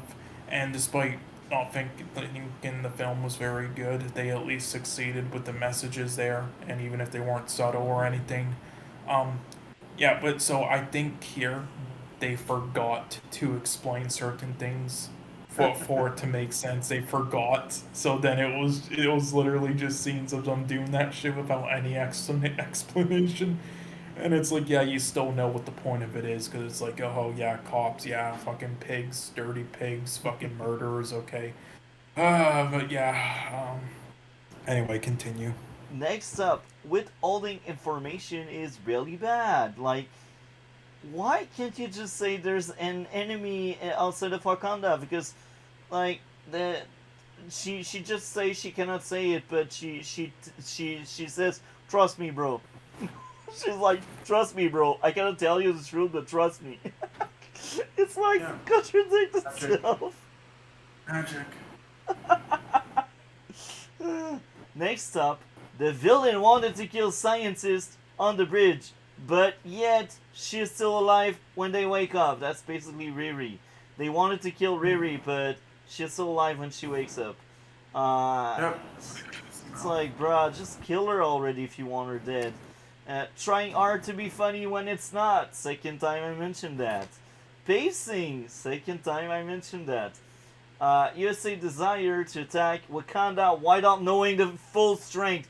When I was like that, I was like, bruh, are you kidding me? You're trying to be political, like in your universe. You're trying to build up some political tension, and you dare to make one of the player in that political story being so stupid to consider that an option. I was like, man, if we were not covering the movie, I think I would have just stopped watching the movie at that point. Um, yeah, that was like it broke the candle for me. I was like, bruh, what's going on with this shit? What's your take on that? What is Cole take? Cole? Cole? Something came up, probably. Or you're muted and you don't realize? Cole? Yeah, something came up. So, what's your take on that, chat? Is it bad? Is it good? Am I right? Do I nitpick too much? So many questions until Cole is back. Man, this movie is bleeding all over the place. There's blood all over the carpet. It's very sad. the green carpet, the black carpet is now red. The the blue carpet is now red because there's too much blood on it. This movie is terrible, and now we are still waiting for Cole to come back. So yeah, I think it's probably one of the worst movie I've ever seen. And I don't want to be Marvel hater or anything. I am just being honest. So once Cole is back, we can go further with the discussion. Um, I will mark down in the chat. Let me know when you're back. Da da da da. Let me know when you're back at Cole. Cole. There we go. So yeah, this movie is very bad. My bad. Okay. So yeah, that's funny. We are on a very funny one. USA desire to attack Wakanda without knowing their full strength. If we were not doing the podcast, if we were not covering this movie, I think I would have turned off the movie at that point. Yeah, that is retardation. It's like in the first film, you knew the. I don't get any of this. This is just fucking autistic. This is Ant-Man and the Wasp Quantumania is somehow far worse than this. So It's possible to be worse. Oh my. Yeah, it is. This is a really bad film for an MCU standards. By that I mean it's not as bad as other because there's many bad MCU films. This is still, for me personally, a bit better where it's not terrible because again just certain filmmaking aspects and stuff and acting aspects. But yeah, Quantumania was fucking horrendous. Now, this is funny because I'm wondering how can I be invested into a movie that really want to push forward some kind of political political approach to the story. I'm fine with that. They just didn't do a good job. They just didn't do a good job. Yeah. The players are retards. The players are like, yeah, we will poke the bigger threat with our poker and we won't expect retaliation or something. Namor one punched the guy and he destroyed the guy armor, but yet the guy doesn't bleed out to death. I don't like enough the mother to have tears when she dies. Then the next issue is they spared Namor life, but then there's a big time gap in between, so I guess I didn't care enough anymore at some point. And I will also say that I think halfway through the movie, when I kind of knew how bad the movie was, because I kind of knew it after an hour, I was like, man, I've never noted that many issues in the movie. I think at that point I just tapped out. I kept watching because I wanted to add more, but I started playing a video game on the background. The movie was on the background and I was playing the video game. So I lost interest. I'm like, this movie is so bad. Literally, like, the text of all the issues I have, it's like combining two movies together, the issues of two movies together. It's crazy, and I really wanted to defend the movie. I really wanted to enjoy my time. But midway through the movie, I was like, yeah, that movie is bad, and I just did something else to not suffer too much, you know. I still had a few likes. I won't lie, because that's not. I just don't understand how there's actually this many people online and in real life who defend this film. Yeah. It's like, did we watch the same film? It's like, I can understand if you don't think it's terrible. I mean, I don't think it's terrible. I think this is painfully mediocre, maybe bad on a rewatch, but this is not terrible, but really. So I will say this. I remember Captain Marvel being really bad, and I wasn't as critical back in the day, so I don't know how bad it is. Like, it actually just feels like they're fucking afraid to, like, insult this film in any way because of Chadwick's death attached to this. It's like again, not thinking it's bad or media or anything, thinking it's all right, okay, but really think this amount of praise, like, it doesn't have the same amount of praise as the first, but really it's still way too much. Like, Really, you're saying calling this film great? Really, I am. And this was one of unbiased movie nerds' favorite films of the year, apparently. Wow. Okay. Yeah, and all I'm gonna That's say is shocking. that yeah, and also this is just a joke. Opinions are opinions. This is just Okay. a joke with this is just a joke with me and him. Okay. But seeing him put this film uh as highly as he did on his top 10 films of the year list made me not bother wasting my time at all with trying to debate him on him thinking that this other film, Bones and All, was terrible because then I saw him put this on there on his favorite list and I was like, okay, yeah, there's no point. It's good now. So I will add more. This is funny. Like we spoke nearly 15 minutes about this movie, and I only mentioned my dislikes. And you know me, I will defend the best I can movies, and Oh yeah, well you have no likes, do you really? I have likes. Let's go over to likes, but we spent Yeah, I mean 15 again, do you minutes like the on that. costume designs at Uh, least? it's not on my likes, so I didn't care about Uh, it. I mean, for me, that's the best part of this and the first film, just the costume design. I think was really well done. So here are my likes. The French was good this time around. It's funny because I had seen The Flash, and then right after I was like, let's go over Wakanda Forever because I want to get rid of it. I kind of expected the movie to be bad, but I didn't expect it to be this bad. So yeah, fight choreography was just fine overall. I enjoyed it. The council being smart about Namor being a threat. I think that was kind of early in the movie, or I can't really remember when it was exactly, but when oh yeah, that's after Namor appearance, like the Council of Wakanda, they like meet each other to speak about Namor, and they're like, we don't want to go in war with Namor. I felt like they were smart about that. Um, Action sequence attempt to make the lore was fine. I think the lore was interesting. Shuri willing to self-sacrifice. For once, they kind of made her interesting and relatable a little bit. She was like, take me instead of them. It's a trope, it's a Yeah. cliche. Too bad her performance was still terrible, but hey. I agree. I agree. That was a terrible Yeah, performance, but yeah. I'm sorry. There is no way in this fucking universe she would survive that.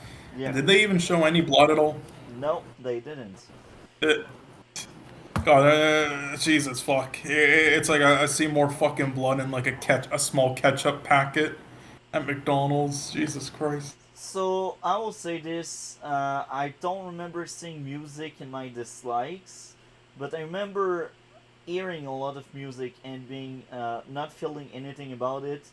So I feel like Yeah, it isn't garbage. It's just completely forgettable. yeah, like I mentioned my likes music once, but I marked down sometimes. So this means other time I just didn't care about it. Yeah. It didn't land well, but sometimes Yeah, it actually and like worked. again, the first film did it so well. Even though, once again, just like the Angela Bassett's performance, it wasn't anything special. Where you don't understand this praise and award stuff for it. They did a good job. So the fact that this is such a downgrade, it's like damn, and not bad, just for completely forgettable. I don't remember any of the music. The only music I remember in this film is the one song itself, which is terrible. Yeah. So next up, I will admit it's more unique than most other MCU. I will admit, I won't lie for Yeah, that. yeah, I but think there's only one reason for that. what? Because they knew with what they were doing, like with what the first film represented. With hold on one second. So yeah, his neighbor, his neighbor is doing weird stuff.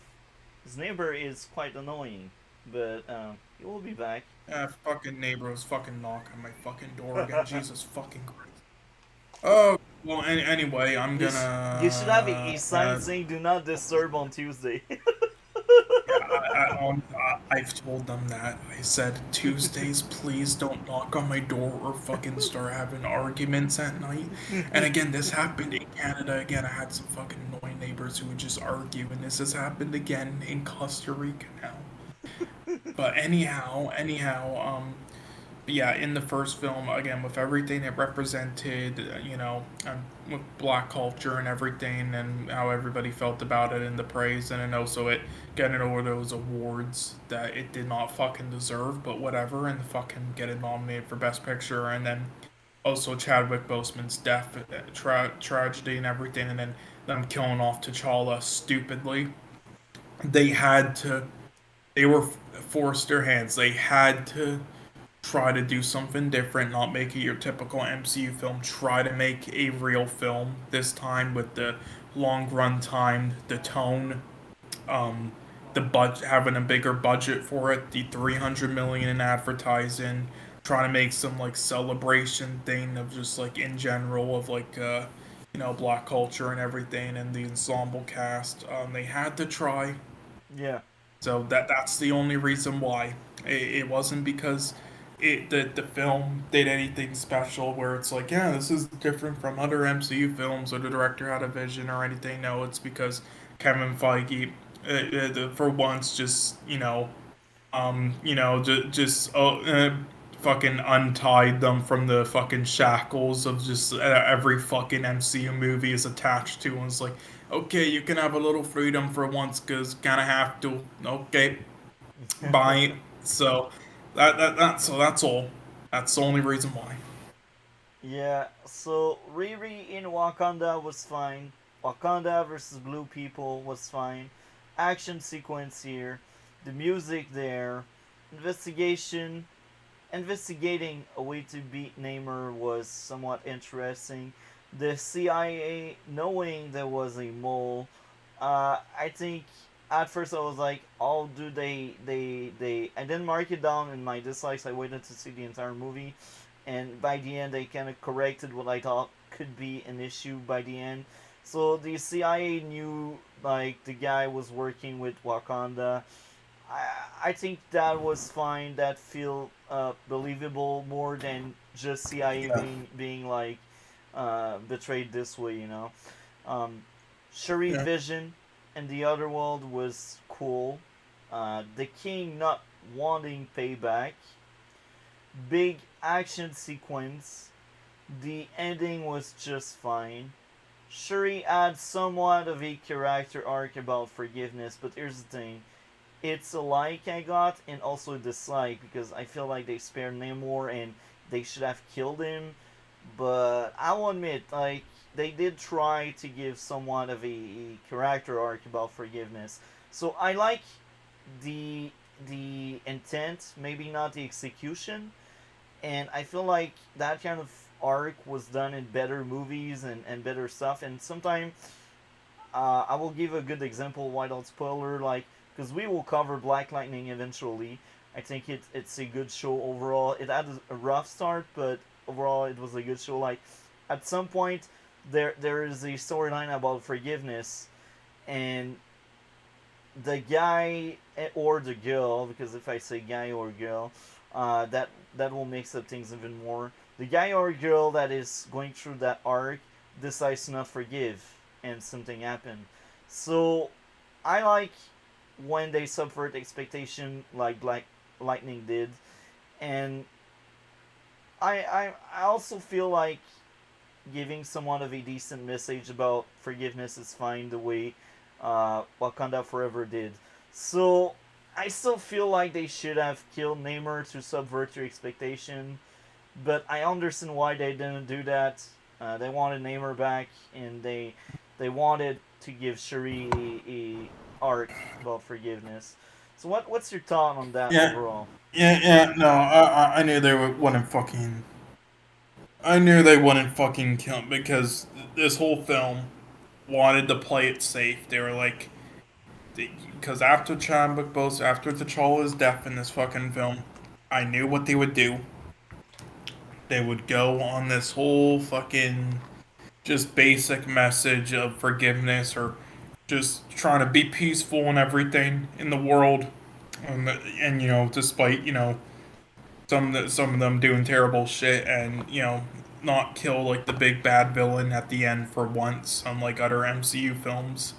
I was just like, yeah, I can see this coming from miles away. You're not fucking slick. Yeah. Like do something original, and then they didn't. I'm like, go fuck yourself. So it's I think it's very sad here. As Yeah, I said earlier, I changed my way to grade stuff. Otherwise, the movie would be in the minus, and I didn't want to feel like someone that is not faithful or that is not genuine or honest. So, like the likes I had, they added points this time around. Usually they don't. I only take out points usually, but now I kind of needed that to elevate a bit more the score. Because as I said earlier, uh, if I was using my usual grading system, the movie would straight up be -5 out of 10. And I was like, if I come up with this, people will just call me names, or they will just like say, "You're not genuine or honest," and I don't want that. So, as I said, I changed my grading system just for this movie to really like give a fair shot to the movie, even if I didn't like it. And the final yeah. score was a 2 out of 10. And I really tried my best to salvage the boat, but the boat was sinking, Yeah. and there's nothing I Again, can there do. are some things with this film that I like. Again, filmmaking aspects and everything I liked, and some acting and everything. It's not completely like horrendous or anything as like Quantumania or whatever was to me. It's just, but it's a film I hate with a passion because of all the things I mentioned and what this film represents with their stupid decisions, Yeah, and with T'Challa and Chadwick Boseman and all the flaws. But again, still some positives like that. And despite saying shit about like the cinematography and everything and the lighting, there were other moments where it was good, and they did some. And again, this is only because Kevin Feige allowed it, because they're like, okay, with everything behind this film, we need to try to do something like this for once. So I'll loosen the fucking knot, loosen the ties or whatever the fucking and allowed them to. But again, there's things in this film such as like some of the shots with stuff going on in the background, that you see in films such as Roma, where it's like, which is a masterpiece for me, where it's like, okay, this is actually trying to be a real film with actual like filmmaking behind it, and like we see in films such as like we've seen in films such as what was the one, yeah, such as like Everything Everywhere All at Once, or The Banshees of Inisherin, or Triangle Sadness. yeah, So yeah, so overall, I give this film like around a. It's either around a 3.5 or a 4 out of 10. It's between really poor, 3.5, which is, just barely bad, poor, or painfully mediocrity, yeah. painfully mediocre for me, which is, 4 out of 10 or 3.5. So around that, I haven't really decided yet, but either way, it rounds out on my rating thing on Letterboxd to a 4 out of 10. So that's my rating. Yeah, and out of all the 4 out of 10s I've ever given to MCU films, this is easily my lowest. Yeah, like as I said earlier, I remember watching and not really liking Captain Marvel, but back in the day I wasn't as critical as I am right now, and I think if I was, I would still think Captain Marvel would be better than this.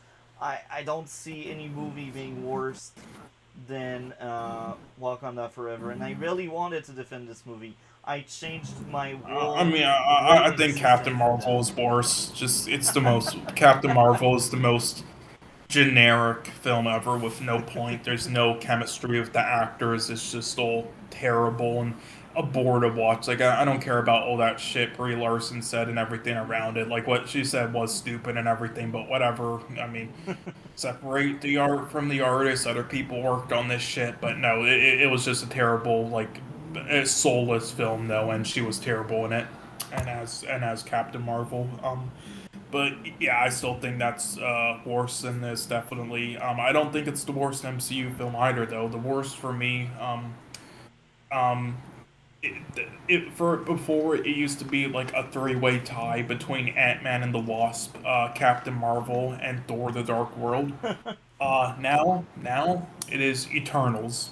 It's just a disaster. That will when we will really dive deep into MCU once we are done with DC stuff. I cannot wait to speak about these movies.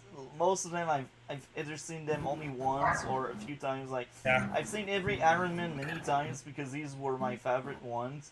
Seen the yeah, Captain America ones many times as well, but these are like the only movies I've really yeah. rewatched just for Those fun. are some of the best ones. Yeah. There was one other one. What was it again? Yeah, Guardians of the Galaxy one. You might not. It's one of I my enjoyed it. favorites. So I enjoyed it. Yeah, it's also okay. one of my favorite. I didn't like the second Yeah, one as much, yeah, but yeah, yeah. The second one's weaker, but yeah. Yeah. Eternals also had a bunch of like anti wokes bitching about it for certain things it did. yeah. Like So the fucking like over having a gay character and them kissing. It's like, and the funny thing about that is all the things they complained about were actually the best parts of that film. It's everything else that makes it a dumpster fire. It's hilarious, and all the Barry Keoghan's in it, and I'm just like, I feel so bad for you. And he did that before becoming the Joker in the Batman. and we will also cover like DC movies, man. I'm telling you, we will have a lot of hours of roasting stuff. So yeah, I think now it's the right time to move on to woman talking. Uh, I will start off by saying that was a really, really rough movie. I was like, it's an hour and Well, 46 minutes, but I felt like it was a 3 hour movie. That's how I yeah. felt. Well, I will say this is overall, I think, a good film, but yeah. So there are issues with it. Not even like as much as like just flaws with the film, but just like issues of like why it's not that good of a film for me. Like, yeah, this was again the ensemble cast. All did their job. They were great. Um, but yeah, and the writing, yeah, okay. It was predictable. It was predictable though, the writing, how it would all play out and everything. But yeah, but what I'll say, the main problem with this film, I think, is that they should have had half of the. I got what they were going for. They wanted the whole thing to be this thing, and with the discussion and point of the film, and it's like I'm all on board with that. And there's many films like that do a fantastic job. Like Mass is an example. It's like the whole film is in like a courtroom, involving like people, with amazing performances about like a mass shooting Yeah, at a school. Yeah, the either there wasn't or the writers and director couldn't come up with enough resources though, where yeah it should have been the entire film. What they should have done was, on top of those flashback scenes, they should have had the first half of the film play with them in real time, just being like gaslit and everything, and thinking these things and having just utter meetings and stuff with each other, in the colony and everything, while these horrible things were going on. yeah, And then the other half should have been all that, because in my opinion, it burnt itself out after the first half. It said everything, and then in the second half, it was a drag because it already revealed everything too soon, yeah. and and then it only gets better near the end. The ending was as When they powerful as the finally beginning. leave. Yeah, the ending was, and everything, like the last 10 to 15 minutes was as powerful as the beginning, but that was a given. Yeah, Because it's like they set it up intentionally to be that way. So it's like that. So they should have done that, because that was a big issue. It really dragged it down for me. Now the color grading with the visuals and cinematography to make it great. Yeah, I don't mind that effect in films like this, and it's supposed to be gloomy feeling. In my opinion, though, this didn't do a great job at that. It didn't do a bad job. It was all right, but it didn't do a great job. It was, yeah, nothing special. Definitely could have done a better job with the color grade and feel to make it all gray. and the cinematography and all that there. Yeah, yeah, that was definitely a fucking issue there. Yeah, the directing was great though. At least the shots and everything. I mean, it shouldn't have been nominated or anything, but yeah, it was great. And then yeah, that's mainly about it for me personally. There's Okay. not like too much flaws or pros and cons to this. It's sort of like just what it is, the film, and then it just depends, you know.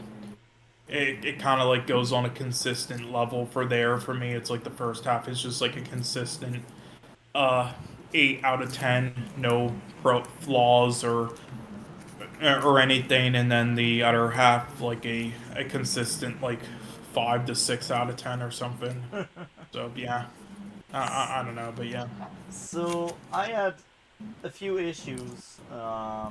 The pacing came back many times. I felt like they could have trimmed down the movie even more, like at least 26 to 13 minutes from that movie, because that was just a Yeah. lot of scenes just doing the same thing. Man, bad, woman, sad. Uh, Yeah, again, they burnt itself out.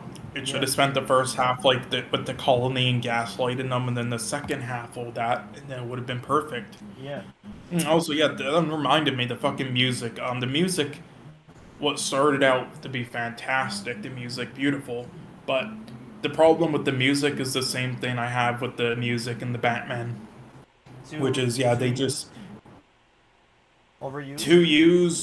too used sort of, but also they just didn't make enough of it. It was the same rhythm over and over again. So Yeah, by the end of it, I got tired of it. I'm like, why couldn't you have just made more? And that was my issue with the music in the Batman, despite thinking it's great, like the music itself, but how they used it was yeah, and same thing here. yeah. So next up would be one of the girls just acting savage toward the ally writing on the board pros and cons. Uh, that angry woman came back as another issue. She was one dimensional. She had no layers. She was just bitchy for the sake of it. She was just obnoxious for the sake of it. I was like, what is this character, bruh? Do you really want me to care about what she thinks or she says? Do you really want me to get invested on our adventure? I care much more about the others woman because the others they didn't feel as annoying as that one. But I'm like, that's like one of the worst character you can make, and there's such a focus and just a repeat of or worst trait just over and over again. I'm like, can she do something else outside of bitching and whining and screaming at people that just want to help? For real? Which one? The girl that just disrespected so many times. Well, again, I think that's kind of the point. It's like you Yeah, know that each of them have like a certain attitude, and it's like yeah, hers was off there because it you know she was taught to believe these things and she committed to it, and it's like now she just feels insulted by like everybody and her back against a wall and is just lashing out, and then also you know having that abusive husband. Yeah, so yeah, I didn't mind it personally, but the next up would be pacing again. Pacing, I mentioned pacing so much. Next up would be lack of good men in the community make it hard to believe. Like the only good guy we know is the guy trying to help them. That's the only good guy we know, and based on all of their stories and all they say, all of the men on the well, village are bad, and nobody is it really is evil. kind of.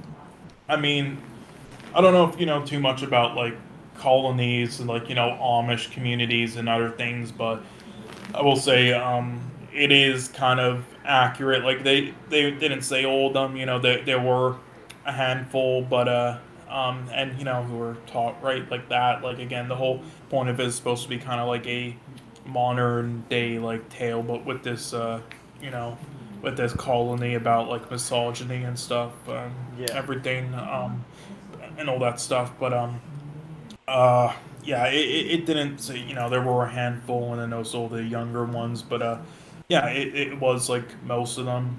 But I say that's accurate because that is how colonies are when you're like closed off, and all the men like have these rules against the women. It's like in the 1800s or 1700s, and they built the rules to do this, and they're taught to do all these things and believe all these things, like, Yeah. and are enclosed off like this. Like, it is realistic to be like the majority of them or most of them, in my opinion. Like, that's how it all works in real life. It is like most of them or majority of them that end up this way, that are a male.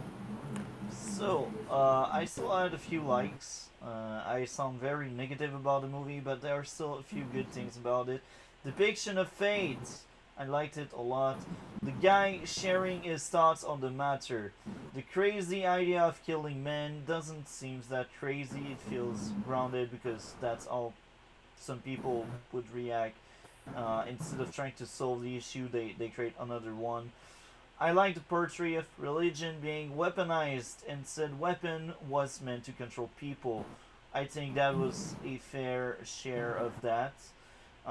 Interesting and grounded depiction of female empowerment. So this is a very feminist movie, and I think it was well handled for most of it. I just wish we had more than just one good guy there.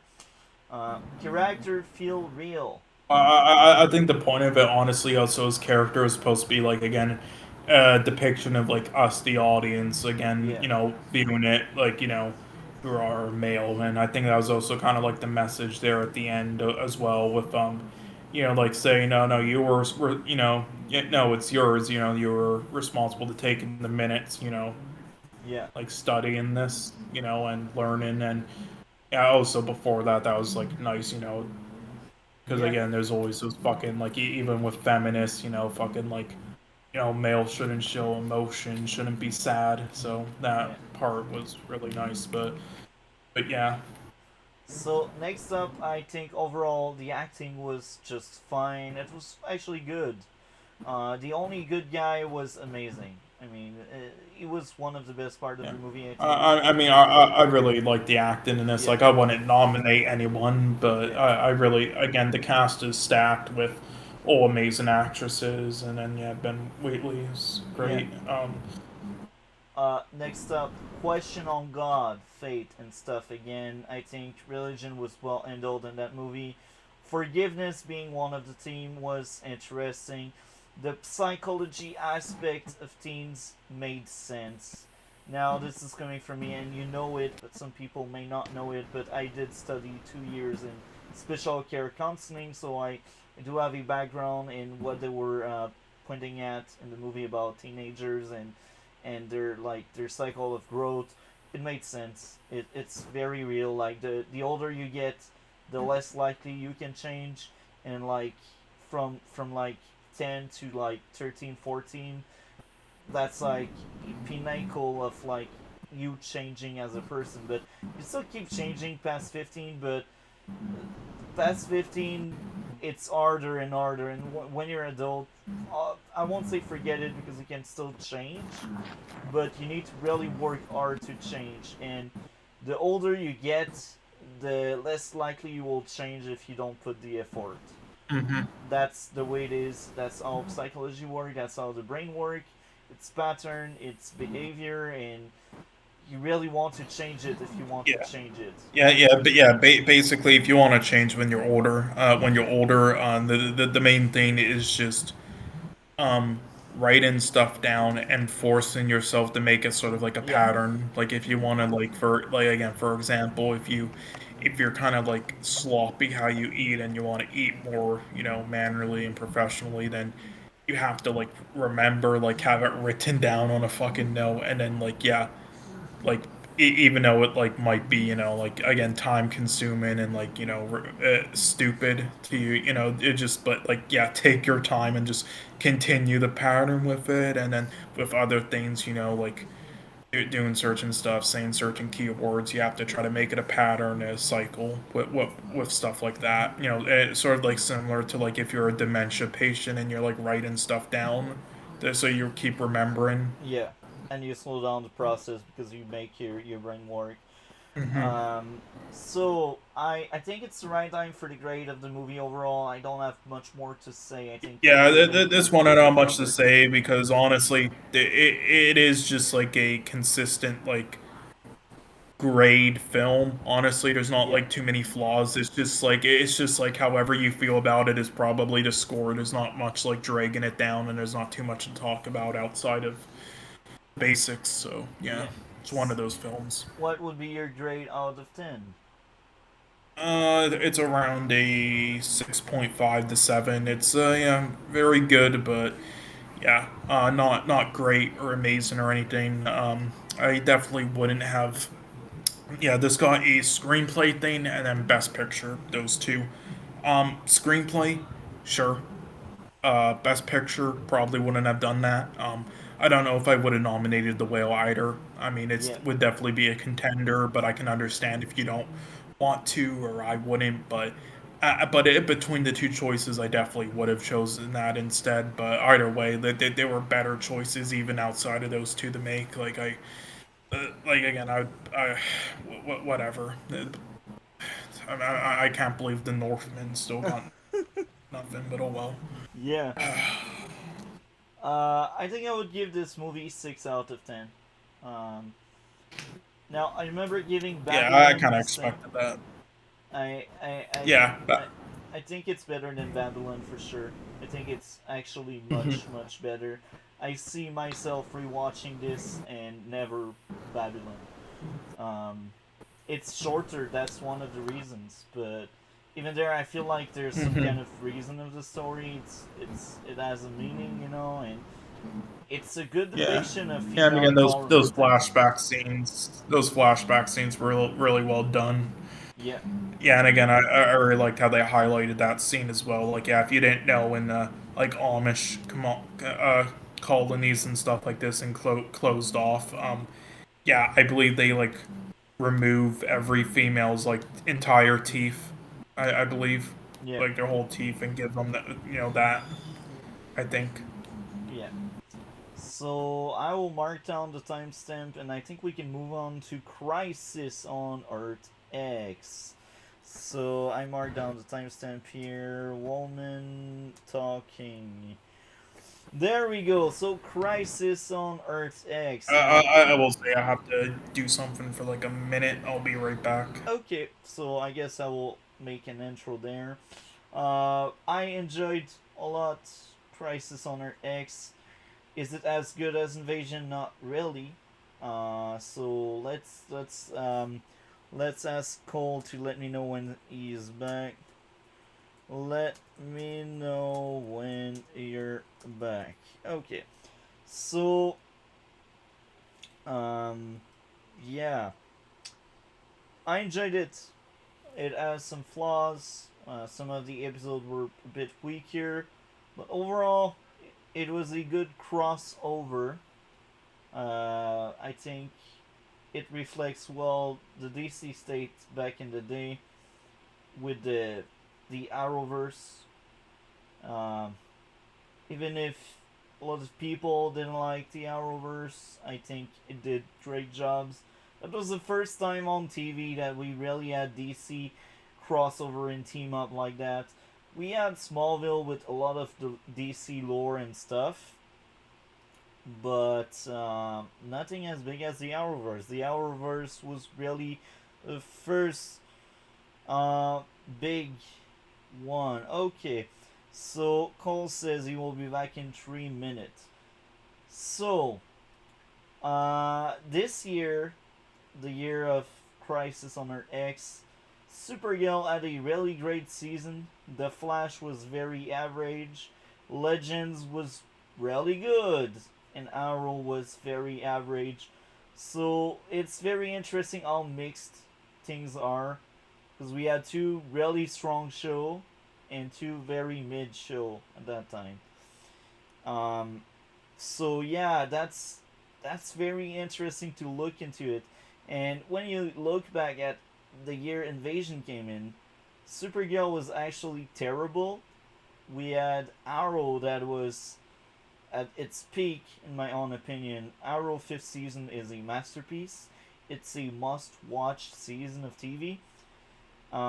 We had the Flash third season. It wasn't that great. It was mediocre at best. What else did we have? Oh yeah, we had Legends of Tomorrow best season. Legends of Tomorrow second season was amazing, a masterpiece. So the year before Crisis on Earth X, I think the Arrowverse was kind of LT, and with Crisis on Earth X, it was still very LT, because the shows overall were still kind of strong.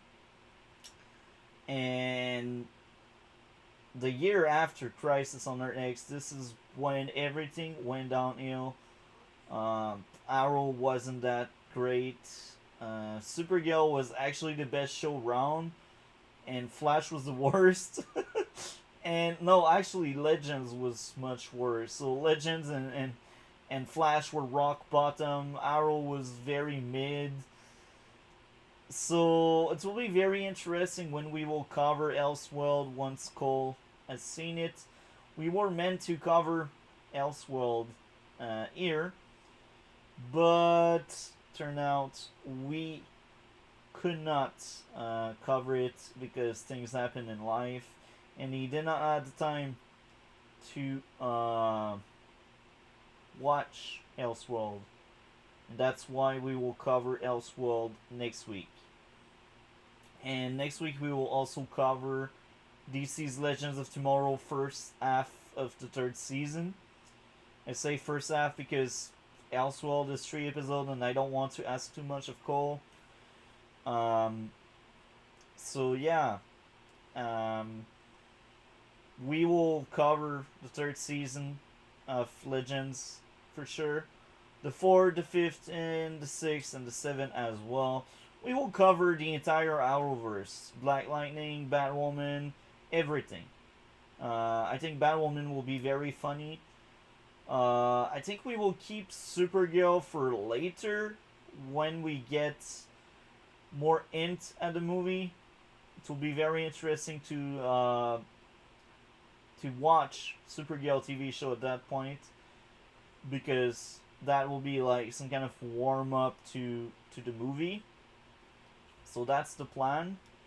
Maybe we will actually watch Supergirl a bit earlier. I don't know. We will see how it goes. My bad. So, Okay. fuck. Neighbor Fucking again. hell, these fucking neighbors are so fucking annoying. So yeah, I did. Yeah, well, one of them actually, like, they saw earlier. You might have heard their voices. One of them saw my door open, and Yeah. they opened it up a little bit, and then we're like continuing talking to each other, having What the conversations, fuck? and then also said my name, like, oh, I wonder what he thinks of it. I'm like, what the fuck are you doing? Like, I'm actually gonna fucking call someone. Are you people like fucking deranged? Anyway, my bad. That's fine. So And did you talk at all about Crisis not yet? really. I was thinking about the Arrowverse, our the future plan. Like after Legends, we will cover Black Lightning. That one was like, I think overall the start of Black Lightning was rough, but the third season was amazing. The second one was great actually. So really, the first season is so far the weakest. I haven't rewatched the entire show yet again because movies, streams, and my new job. Like I'm very occupied, you know, because I got a new job. I started last night, and I quite enjoy it. I That made me remember why I used to like working in security a few years ago. And I'm wondering why I left security to work in a call center for a year. Anyway, yeah, I didn't really speak much about Crisis on Earth X. So now, I will say this. So far, my favorite crossover we covered was Invasion. So that was like the last one last week, with season 5 of Arrow, second season of Legends, and the Flash third season. But Earth X was, in my own opinion, a really good follow up, and I do think one of the episodes in that crossover was a bit weaker, since it's the only crossover we covered this week. We could cover like episode by episode, maybe not in depth because this is still a full event, you know. But yeah, what were your overall on Crisis? Um, I enjoyed it more than the Flash show so far. I think it's decent, but yeah, I have a lot of issues, but I think it's overall decent and I was entertained. And one thing, a big thing for me, I mentioned it earlier, the tone and feel of it makes it a lot more watchable than the Flash and others. I think I don't know what it is exactly. It might be just like the style or the music or something, but I, it feels a lot better and easier to sit through. Um, yeah, I don't have too many notes. I had in time to write down, but I did write down some. so Yeah, the I have an idea oh sorry. on why you may like it more. It's because these crossover they don't really have filler. Most of it is really for the story purposes, and there's no Hmm. real filler in it. And that's also why I do think the crossover were worth watching because they're so very good. That's my take. I know you were not the biggest fan of the other three, but um, yeah, I think there's no filler, and they have a storyline they want to tell, and they have that many episodes, and because they are really restrained in these episodes, they cannot like go off the rail and like. Yeah, that is probably a reason. All that, yeah. So yeah, that's what I think. Now you can keep going. You were about to say something, so keep going, man. I like having these discussions with Well, no, you. I was just gonna list off some notes, but if you wanted to ask me stuff instead first, then I can do that. Okay, so I guess I will start off uh, with my issues. Except if you'd like to share your issues first, how do you I want mean, to do it? I can just list off some issues or Okay, positives or whatnot. Again, the music at the start of this episode was pretty good. There was, again, feel and tone of this that makes it more bearable than the other stuff I've seen so far from other shows.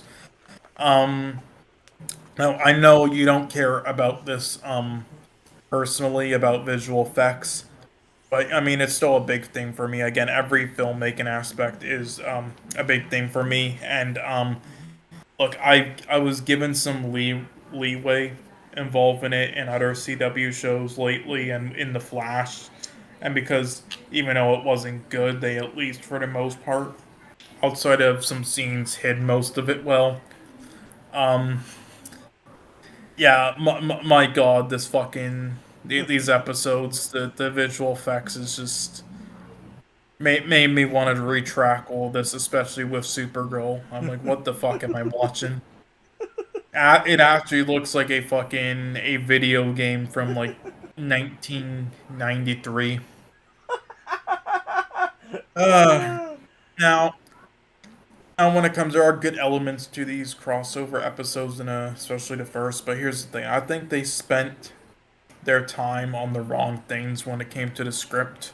I will say that it honestly felt like it kind of felt like what the first Avengers 2012 film was going for, and it was kind of like just this out of date feel with some certain things when it came to the crossover stuff. I'm just like they could have spent their time better, in my opinion, on more important things. Like they spent it wisely in other areas, but when it came to like the characters themselves, I feel like that was like a big letdown. And speaking of characters, yeah, it felt forgettable with the character interactions to me. In the one like Arrow Flash crossover, that was one of my favorite parts. In this one, yeah. I didn't care as much for it. It was entertaining. It was fine, but it just like So again, I remember it all perfectly, and I was not bored by it. But the issue was this: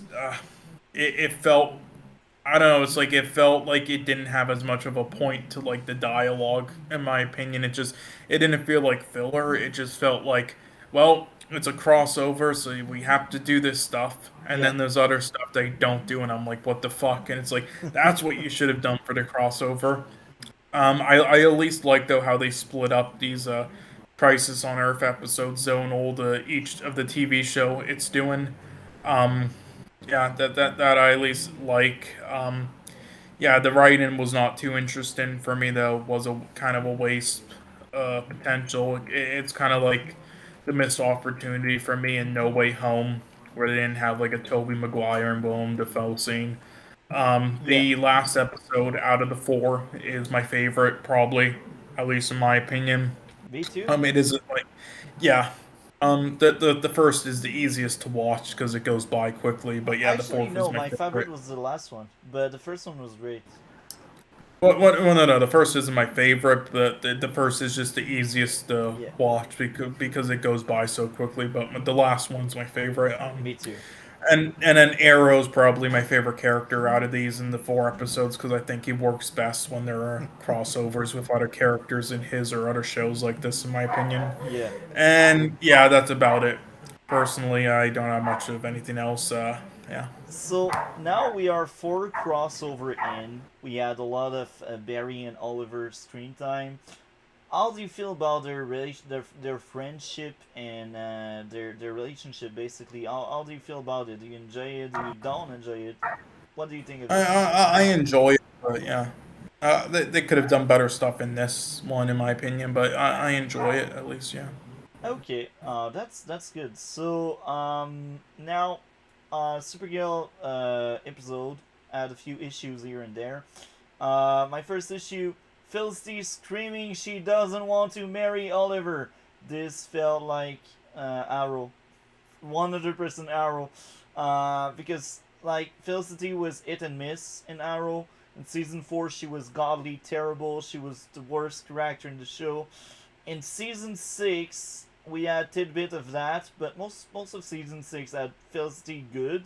She was decent most of the time, but that scene where she screamed at Oliver that she doesn't want to marry him really felt like a season 14, and I was rolling my eyes. I was like, brah, you're better than this show. I know it. I've seen you doing better. Next up would be the musical. Oh yeah, Kara starts singing. Great. So you didn't really get the Easter egg they planted here because we skipped that crossover, but there was a crossover between only Supergirl and the Flash.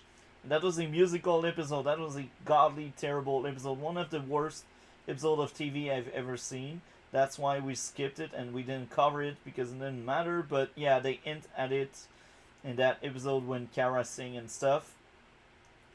Oh yeah, and later on, people cannot freaking aim. Are you kidding me? Learn how to aim. Anyway, Supergirl episode was really good. That was the first one. I gave a 9 out of 10 to this episode. I gave individual grade to every episode, but I didn't average it. Just thought to give a overall grade based on my enjoyment of it. So, anything else to add on Supergirl part, or we move on to Arrow part?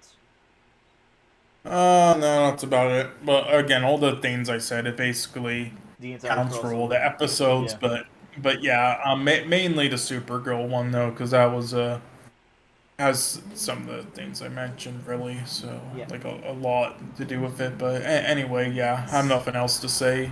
So the Arrow episode was so rough. It was the low point of the crossover for me. That Yeah, and that is surprising because of what I said about the character, but yeah, the episode itself with him was the worst. yeah, But not him, just the episode. yeah. Um. So yeah, I don't know if you're still around because I've heard you move. I guess Oh you. no, I was just grabbing something. Okay, so I got many issues that are basically the same in that episode.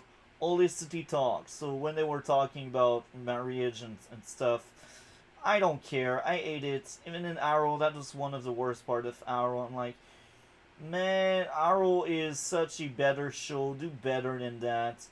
Next up, pacing and pacing. That episode could have been trimmed down a lot because there's a lot of scene that just does the same thing. Relationship talk, bad. I really hate relationship talk like between Iris and Felicity. I'm like, I don't care about that. More relationship crap. Like all the city in that episode was like the lowest thing we could see. That episode for me was a 7.5 out of 10. Uh, that was really rough. That reminded me why I don't like season 4 of Arrow. Um, Next up would be Flash episode. That was a very funny one. Uh, People cannot aim, and I said it one, two, three, four times. Oh my, bruh. They are worse than Stormtrooper. Oh, I was rolling my eyes. I was like, why?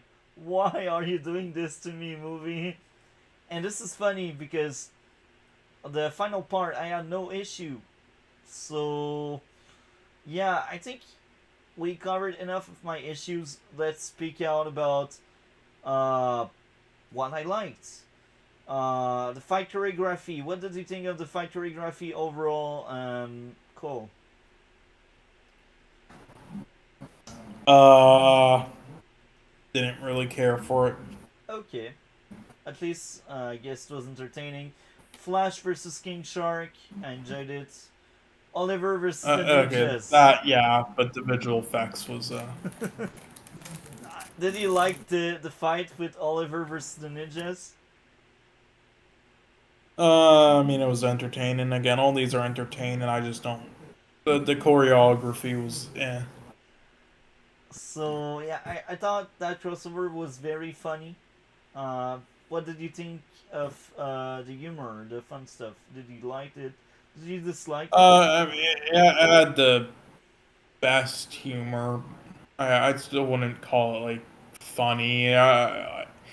These shows, there hasn't really been like anything that has like really made me laugh. Like even outside of the odd joke, even Stargirl, it's like it didn't really make me laugh at any points. It made me smile a bit, but yeah, But I mean, it made me smile. Yeah, a few times here and there. So yeah. I liked a lot Barry and Oliver dressing up for the wedding. That was a friendship moment between the both of them. I think Barry and Oliver works very well together. They are like the best part. Each scene they share, I feel like, are top tier. Oh yeah, they're the best part easily. Next up would be Mick. Mick was amazing in this crossover. I think that was like one of the best. Mick Heatwave, bruh, that guy is the greatest of all time, the goat. What did you think of Mink overall in the crossover? He's definitely one of the best parts. Comic relief. Yeah, I. God, where would I rank him with the rest of the character? Probably second for me. I'd rank him. um, Mick and Stain's scene in the first episode was quite entertaining. The church scene where Mick is like, I tried to kill the groom, so I guess I'm wife's side. I was laughing my butt off on that one. Yeah, that's one of the scenes that made me smile. The Nazis coming, the action sequence at the end of that episode was amazing. I liked it a lot because there was a good showcase of everyone, and even if you got Speedster around, they were not that broken because the Speedster were meant to protect people instead of like just taking down the villains, you know. And I think that's a smart use of your Speedster, protecting others, taking them out of harm's way. Um, Fight choreography again, I enjoyed it. Prometheus reveal. That was in the Arrow episode when you find out that it's Tommy Doppelganger. Um, Prometheus killing himself. The villain reacting to Tommy dying. I enjoyed it. Curtis cameo. Mr. Terrific, basically. I enjoyed him. Stain and Jack's scenes were golden throughout the crossover. Oliver punchline about not having super speed. Bruh. What did you thought of that punchline? He's coming in Uh, bike, and they were like, "That was long." uh, okay, You didn't okay, like I'll it. admit that one was good. Uh, I completely forgot about that scene for some reason, but now that I remember it, okay, that was really good. Next up, the meeting with the villains, Oliver's kryptonite, and Kara's reaction to it felt real because she dealt with kryptonite on her own show, and she's like, I'll be Oliver, honest, you have it." that scene I didn't like as much for some reason. The action sequence, the funny stuff, Caitlin and Mick trying to unleash Killer Frost. um, the research on Kara Blood, action sequence, fight choreography, Airy beating Dark Arrow. The heroes losing because they lost in that part. Dark Arrow versus Snake was very entertaining. The fight choreography there when he just comes in and beat down everything was great. Supergirl against Yeah, Overgirl. that one no issue with because that's all that was needed. Yeah. Supergirl versus Overgirl, I liked it. And Dark Arrow goal was interesting to save his wife and stuff. Um, yeah, I think the villains were really good, and they were much better than previous crossover. Next up, the camp Earth X. What did you think of Earth X overall? I know you like when cinematography does different. What did you thought of the vibe? Like we are on another Earth. Did you felt it? I did, but not as much as I would have liked to. Okay.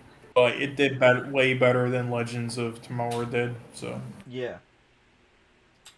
The team being in jail. Supergirl. The team. The camp. Reaction to Citizen Cold. That's basically like Snart from Earth X. The girls escaping was entertaining. Supergirl, Overgirl scene. Win as the general. Win is from Supergirl. That's why you don't know him because yeah. you haven't watched the I'll be show. honest here. I think that fucking Black Panther roast has just exhausted me now with these last two subjects. So hopefully, I'll regain my energy for the whale. But yeah, these last two topics have just been holy fuck. Sarah and Alex talk was great. Uh, their relationship felt real. More likely their exchange they felt real. Uh, General saying yes to the mission to go at the gate for the dimension. Uh, the plan going off the rail, I always like that. The action sequence was great. Now we are in my favorite episode, and I think that's also your favorite one, right? We are now in Yeah, the Origins. last one. Yeah, the last one. Yeah. So we will speak about what made this crossover Yeah, I among the mean, for best. me, I just think this was the best character interactions, the best flow of it, and yeah, just everything combined. I think it worked best, and also I think there was again some dialogue and scenes going around in the other ones. I was just like it didn't have as much of a point for me personally, or at least like what they could have done. I'm like it was wasted, but in this one, and I predicted it, and I'm sure they were holding a lot of punches back for the last episode, and since it's Legends of Tomorrow, yeah, this did a lot of things in this one, and it worked the best personally. Yeah, I agree with you. How did you feel about staying deft and him being that badly injured and his relationship with Jax overall? What did you think of that? Yeah, I thought it was interesting. Yeah. Reappearance was great. The League killing Metalos. Oliver taking hostage. Fighting fire with fire was interesting. Citizen Cold was a great part of it. Mick and Citizen Cold scenes were great. Mick was like, what, in your world I died for a pig? I laughed my butt off on that one. I was like, really? um, and Oh god, that reminded me of this fucking. Forget. I don't know if you ever saw Black Mirror. no, I didn't. Reminded me of the very first episode of that show involving a pig, and if you've ever seen it, you would you would get the joke. But you know what? I'm not gonna spoil it, and for the in case we ever watch that show in the Yeah. future. So people trying to save Stain felt real, but Stain refusal for it, uh, and Stain requesting the cure for their powers was emotional because it felt real. Now I will say this: Citizen Cold feel different than Captain Cold. Would you say the same or you disagree? Uh, so different enough. I mean, there were some similarities, but Yeah, you know. because the other one didn't really share this feeling, and this one is more about feelings than the others, and I think that makes them very different in that aspect of their the way they deal with stuff. And this is interesting because Earth X is like worst case scenario, and it has some of the best characters, I like the irony there. Sarah learning about Stain death was emotional. Stain family reaction felt real. I enjoyed it a lot. Oliver and Sarah scene always one of the best. I thought Sarah was amazing in Arrow, and she's probably one of the best character in Legends. Overgirl being on her deathbed, the request of Bad Oliver, action sequence, fight choreography, funerals, Ray departure, Citizen Code, sticking around. So, um, yeah, I enjoyed that, and this is why we needed to see this crossover before we watch season 3, because season 3 obviously tackles Stain Death, and episode 9 is really like closure on that. Episode 9 could also be at some extent considered to be like some kind of epilogue to the Crisis on Earth X um, episode. So, yeah, what would be your grade overall in the entire Earth X event? The entire thing it would be like around a 5. Overall, well, with each episode, I'll give the first one a 5 out of 10. The second one a 3 out of 10. The third one a 4 out of 10, and the fourth one a 6 out of 10. Oh, that's good. So my Again, 5 out of 10 is solid for me, and yeah, yeah, 6 out of 10 good. So, yeah, the second episode was yeah. me too. Me too. That was a low point. My grade would be 9 out of 10. I say that because Invasion for me was a 9.5, and I do think Invasion was just a bit better because Invasion served very well the main character being Oliver. It served Oliver the best, and I feel like there's less beat to the characters we really care about. Like, I won't say it's a filler thing, but Oliver didn't really change in that event. I feel like the other character did change. Like, um, the perfect example would be Jax because he lost a stain, and that's pretty much the biggest change we get with characters. Um, Yeah. and Citizen I Cold. mean, would you consider that a good or a bad thing mainly? Well, that's a good thing. We need some change, but I feel like they should have given more material to the characters. Mm-hmm. But I think Stain dying really lift up the episode much higher, and the crossover overall was much better because Stain died, Yeah. and Stain death makes season 3 even better at some extent because they tackle that trauma that will create very well in the 9th episode. Um, So yeah, I think I enjoyed it a lot. It just feels like there's not that much progress on enough characters for me because there was a lot of characters in that crossover, and that's fine because that's a crossover. But the fact that the emphasis is really on Stain and the Legends felt much more like a Legends event than a Arrowverse event, if you know what I mean. It's not really bad per se because you still give material, and it's still important because Stain dying does matter. Like Barry, he looked up to Yeah. Stain, so it's also like showing us that nobody is really safe in the lineup, you know, and it happens in a heroic way with one of the main characters of one of the shows. So it's not filler, but like they could have given more material to others. Like maybe Kara and Alex, her sister, maybe they also got a bit material there because they kind of grieve their own relationship they lost in their own show.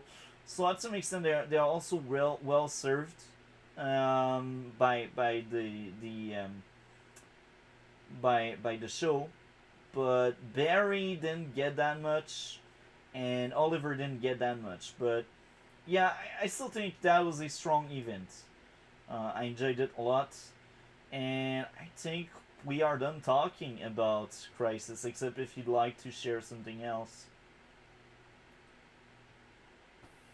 Uh, that's about it, I guess. There was one other thing I was gonna mention, but I guess I forgot about it. Yeah, I don't know, but all I'll say is, oh yeah, I forgot. Which character in this was your least favorite? My least favorite would be it's hard to say. Uh, maybe my least favorite. Um, to be honest, I didn't really thought about that. Maybe Elbarton because he wasn't really needed. He was just there to give Barry an opponent. Actually, no. The worst character, Felicity. Felicity. Why am I thinking? Felicity is clearly the worst part of this crossover. She is a godly, terrible character. Yeah, Felicity. What would be your worst? I'd probably have to agree with you. Yeah. Yeah, Felicity. I can't believe I almost forgot about her. So that's why I think it's a good crossover because I almost forgot how bad she was because everything else was good. Yeah. Well, anyway, so yeah, I guess we can move on. But before that, yeah, I'm gonna grab something for a 1 minute again. So Okay, yeah, so but I will you can go do on. like, mhm. Okay, so next topic, The Whale. The Whale is a movie with Brendan Fraser. It was released recently by the end of 2022, and I do think now it's online on platforms. I don't know which platform, but it's on. I recommend this movie. Now there are a lot of spoiler we will get into. This is a good movie. As I said earlier, I recommend it. I enjoyed the movie a lot, and I think Cole also enjoyed it a lot. He will say it himself, but yeah, I suspect we will have a similar kind of discussion and thought on the overall movie, The Whale. So it's a really dark movie about depression, and it can be really hard to watch if you know someone like that or if yourself you lived through similar experience. I can see like why it can be hard for some people to watch that movie, but it's still a very good movie, and the fact that it can be hard for people to watch it proves that it's a well done movie. Because if it wasn't well done, people would not feel the same, you know? Yeah, I'm back. Okay. Okay, so The Well, I will say this, I enjoyed it a lot. It's about depression. It's about not really wanting to live anymore, not having good reason to live anymore, and it's also about like Hmm. not wanting help and how forcing yourself into helping others. It's not always a good idea. Yeah. I Honestly, my biggest issue with this film, honestly, there was only like a couple or a few. It would be that the biggest sorry, well, one of there are many meanings and messages, and as you were describing to this, there are many, and some of them like those we'll get into. But yeah, some of it in the middle, I do think they could have done some great things with touching on some certain topics, but in my opinion, I think they went a little basic with some of the subjects in the middle of the film with certain things but yeah, and then I would say the ending, the last 5 minutes was amazing. No flaw there, but all I'll say is that I do think the last 5 minutes of his other films, because yeah, this is Darren Aronofsky's film. Yeah, we completed pretty much his filmography. He's done other ones like Mother, Noah, Pi, but they're not as well received, and I like them besides Noah, but I don't think you'll like them, so we won't bother. But yeah, he okay. did Requiem. But yeah, he did Requiem for a Dream, The Wrestler, and Black Swan, which he also took two actors who don't have the best track record, Mickey Rourke and Natalie Portman, and then put amazing performances on, but with his direction. So yeah, I'll say those the last 5 minutes, while amazing, I do think they were done better in those three films of his. So, but yeah, and honestly, that's about it. Yeah, there was stupid controversy with this film. Oh, it's fat phobic. It's like Right. they're acting. What? Yes, they're like, oh, they're acting like fat people can't live their lives. It's like, okay, first off, they're not talking about fat people. They're talking about literally like 600, 700 pound people. All right, all right, that's number one. All right. Secondly, they aren't saying this is every person who's fat. All right, they're just this is just a story of one.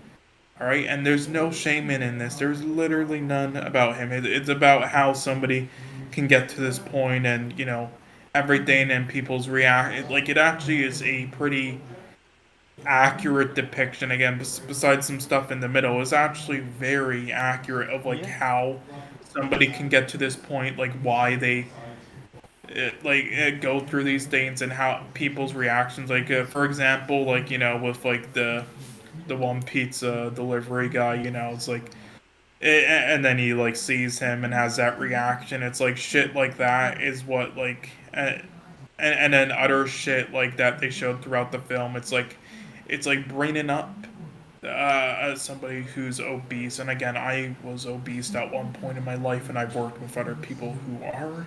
Yeah. Yeah, bringing it up or being negative towards them or insulting or just reminding them of that. That's what like triggers it and makes them go on these things. And it's not like they can't don't have any self control. It's just that one, they find happiness out of just that, but also two, it's like they kind of want to kill themselves because they're that depressed. And it's like, and again, it's like I think there's messages in the film. Again, they covered like whole areas of how people view others who are like obese, and like they viewed somebody who's like lying to him, like, no, I don't find you ugly, and it's like he just wants the truth, and it's like it's like they covered and again, and not to say that was the only point of his character. There were many points of it. There was many points of each character, but that's one thing. And it's like it's like there's this, for some reason, view that a lot of people have for some reason who aren't like acting like people who are obese or fat. It's like don't know they are, or it's like they don't just like wake up every day and say I hate my body. Yeah. And it's like they just want you to be fucking. It's like, yes, obviously, and they don't need you telling it, or they don't need you lying about it. Just say the truth.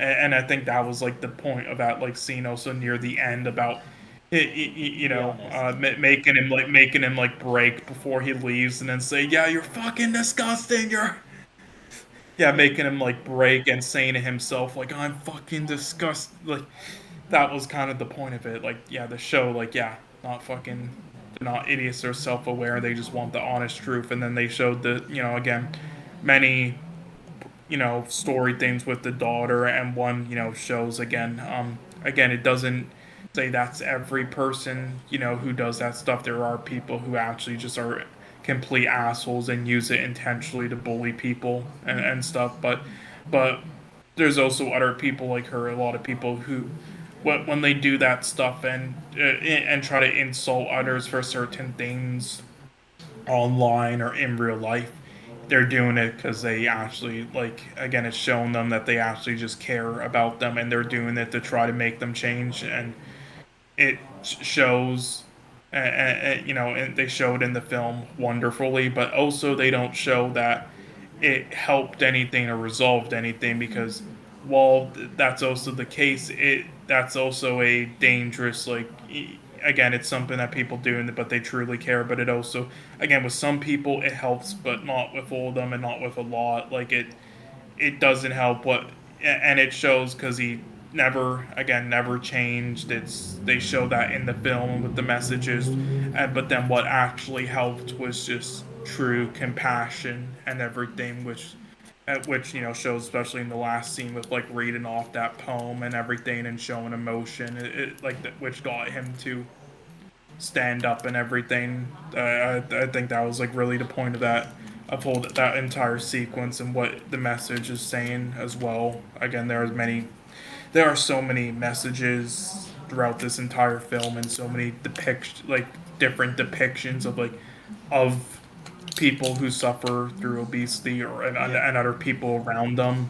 And there's too many to go through. I just wanted to go through a couple, but yeah, there are many, and I think it accurately just I think it really. I'm sorry, I muted myself by accident, but yeah, I think it accurately just like depicts all of it so well. So for this stupid shit like it's fat phobia, yeah, just go fuck yourself. You haven't even seen the film. I know you haven't, Or you because if didn't you did, understand because it. If you have seen it, you didn't understand the movie.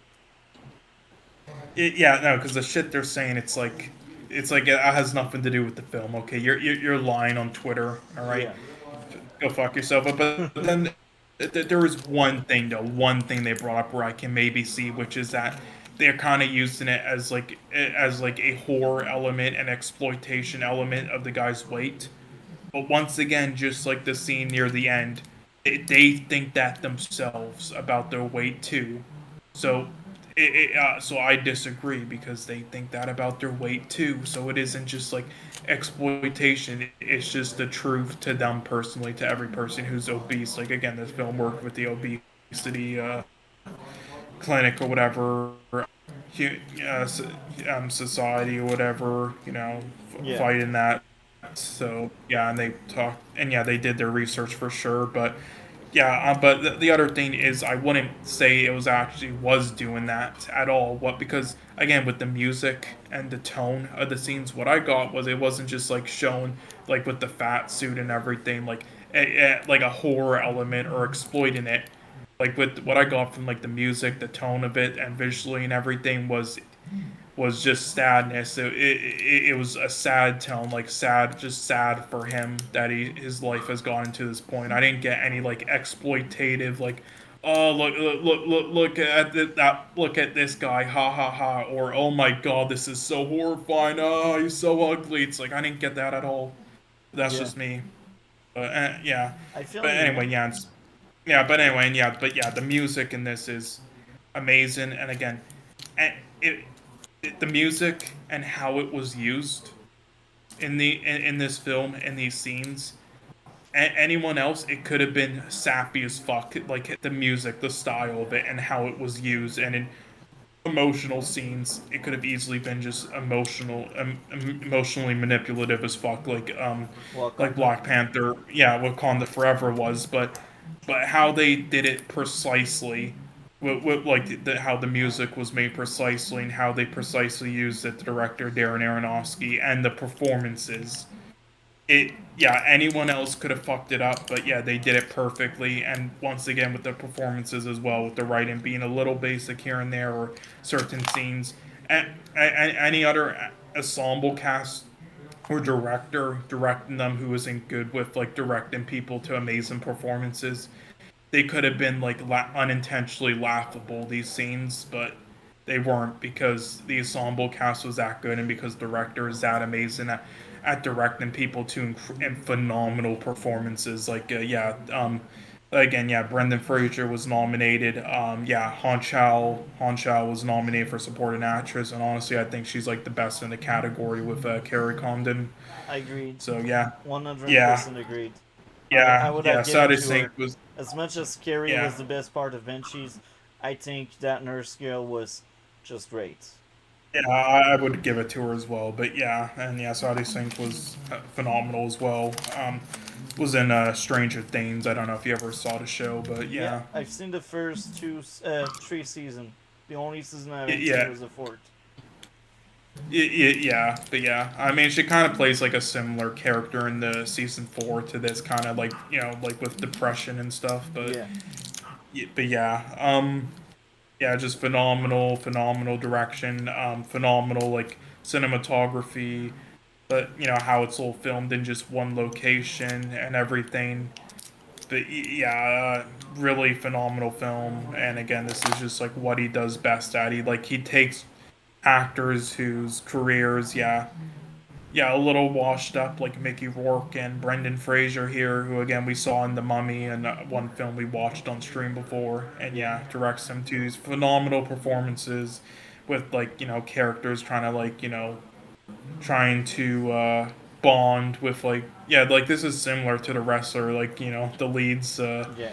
the actors, and trying to bond with like their daughters and stuff, washed up people. But yeah, and what was yeah, there were elements to this film, honestly, to the story that is, I don't know if it was intentional or not, but it kind of like resembles Brendan Fraser's real life and his struggles too. Some of the story points in this, Yeah, if stuff that happened, with him being sexually assaulted in Hollywood and stuff, and the divorce with his wife and everything, and children and paying for child support, and becoming like gaining 400 pounds yeah. and everything. So yeah, this kind of reminds. Yeah, I don't know if that was intentional, but yeah, yeah, I could keep going, but yeah, I'll stop talking. But yeah, this is phenomenal. Don't believe the idiots online like, oh, this is fat phobic. Shut the fuck up. Watch Shut the up. movie. Yeah, and I say that as somebody who was obese at one point in my life and who Yeah. has worked with many obese people. This accurately portrays it. So I only had two issues with this movie, and they didn't really took away too much. The first issue would be pacing. I feel like a lot of the scenes could be trimmed down, or some of the scenes, or some of the length overall of the movie. Um, the second issue would be the daughter being one dimensional for most of the movie. I marked this down because I do think at the end she salvaged the sinking boat. Her character, I really despise that character for most of the movie. Well, I'll be honest. On my first watch, I felt that a little bit, but on my second watch, I understood more the character. Yeah, I think it's actually pretty accurate to like a teenager, like how they feel and like what they think about the world and their emotions. And there's many subtle clues. Like it wasn't completely one dimensional. Like she was. like Well, go ahead, go ahead. well, no, I was just gonna say it's like on the surface, like it might feel like, yeah, she's just like being an asshole, just yelling. Yeah, there's nothing else to care. But there are many stuff in between that, and many different moments, and emotion, and slowly until that ending where yeah, it shows like a lot of certain things with her characters, like a lot of subtle things, just like just like Brendan Gleeson and Banshees of Inisherin and stuff like that. Where yeah, and shown that she does care, but yeah, but she but she get how her getting angry is like how she deals with things and how a lot of teenagers deal with things. You know, even if they're not actually angry at the people, but they Yeah. still do. Like I think it's, and I went through similar things. So yeah, with where I, how the environment I grew up in. So yeah, Yeah. but that's just me. But as I said, that's very accurate to a lot of teenagers.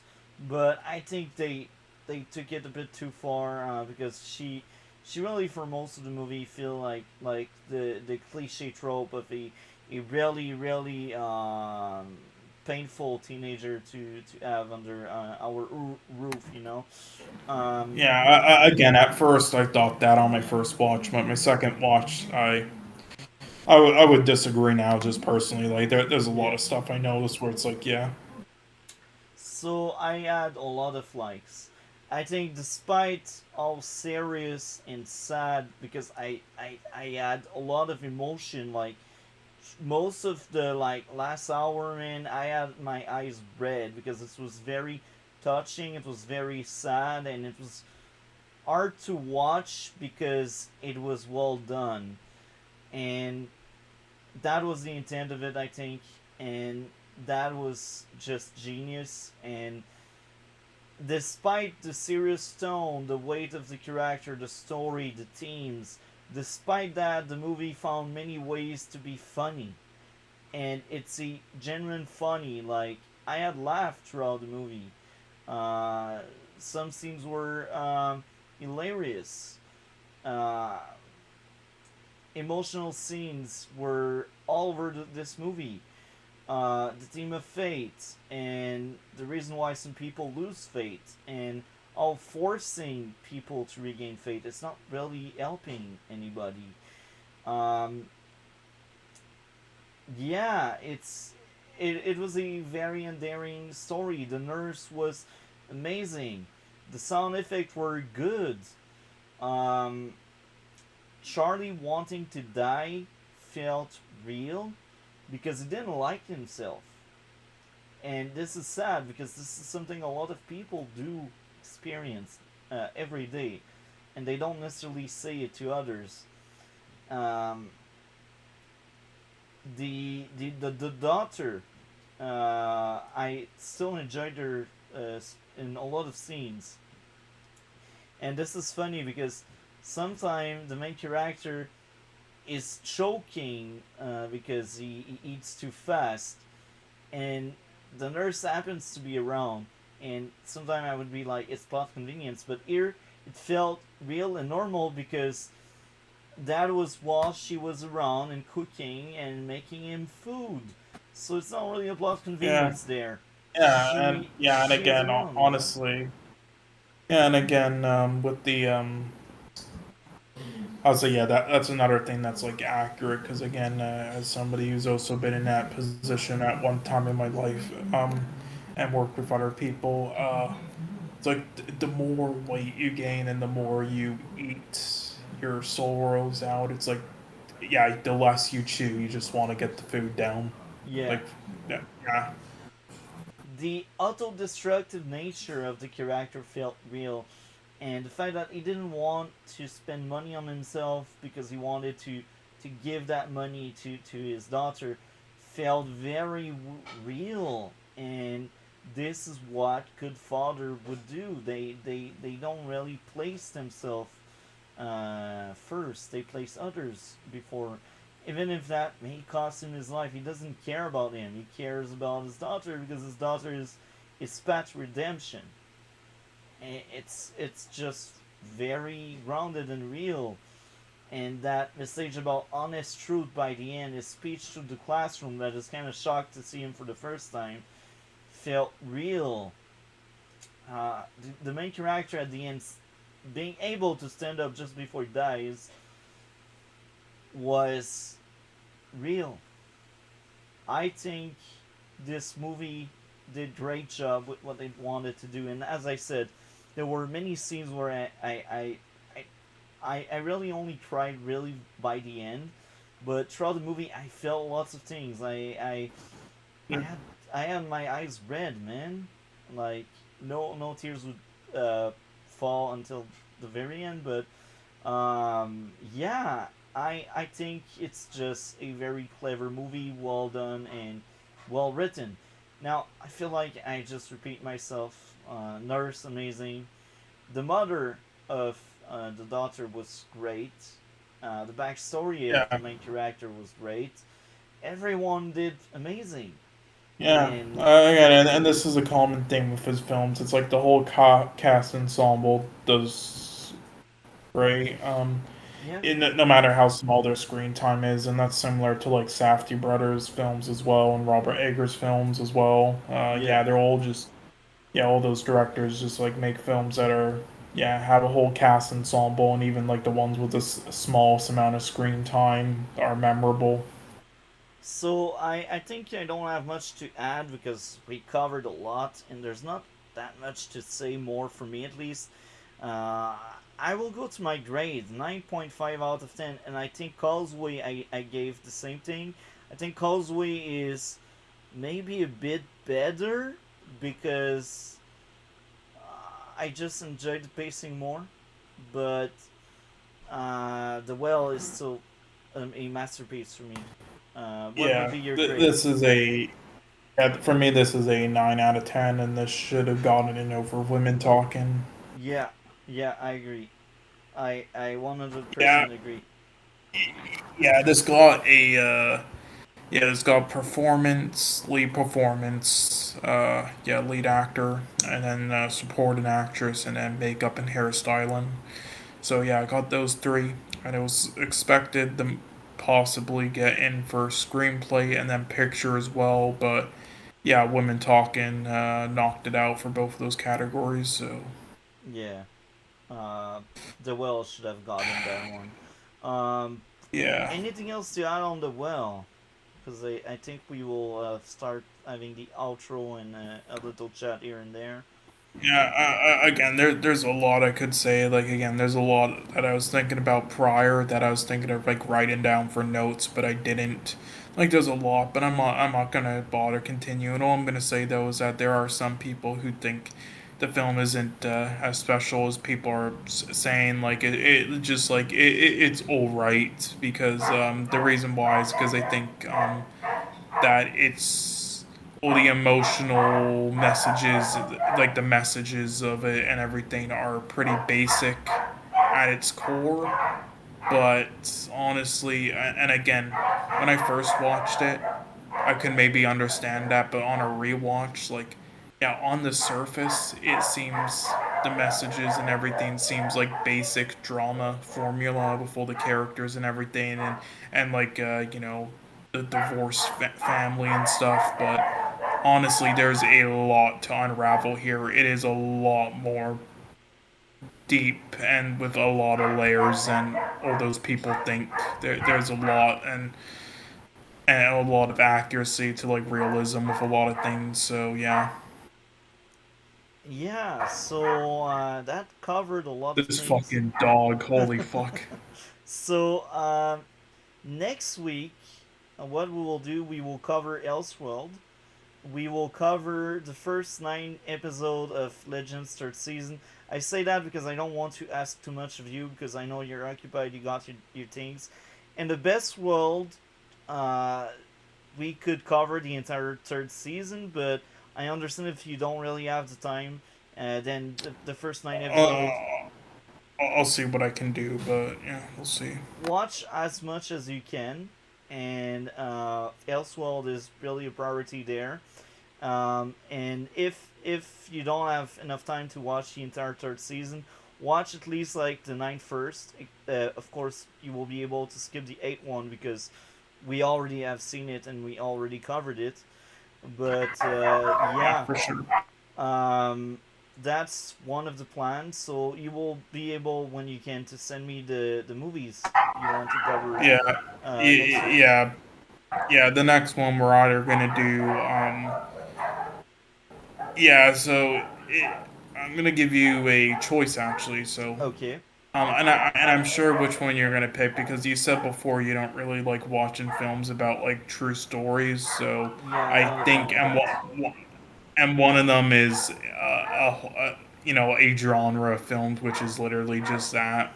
And for that reason, there's a chance we might not just do it in general, cover it, which is Yeah. fine if we don't. But it is like a main category, so that's why we might. But if we don't, then that's fine. But anyway, it's either gonna be documentaries or animated.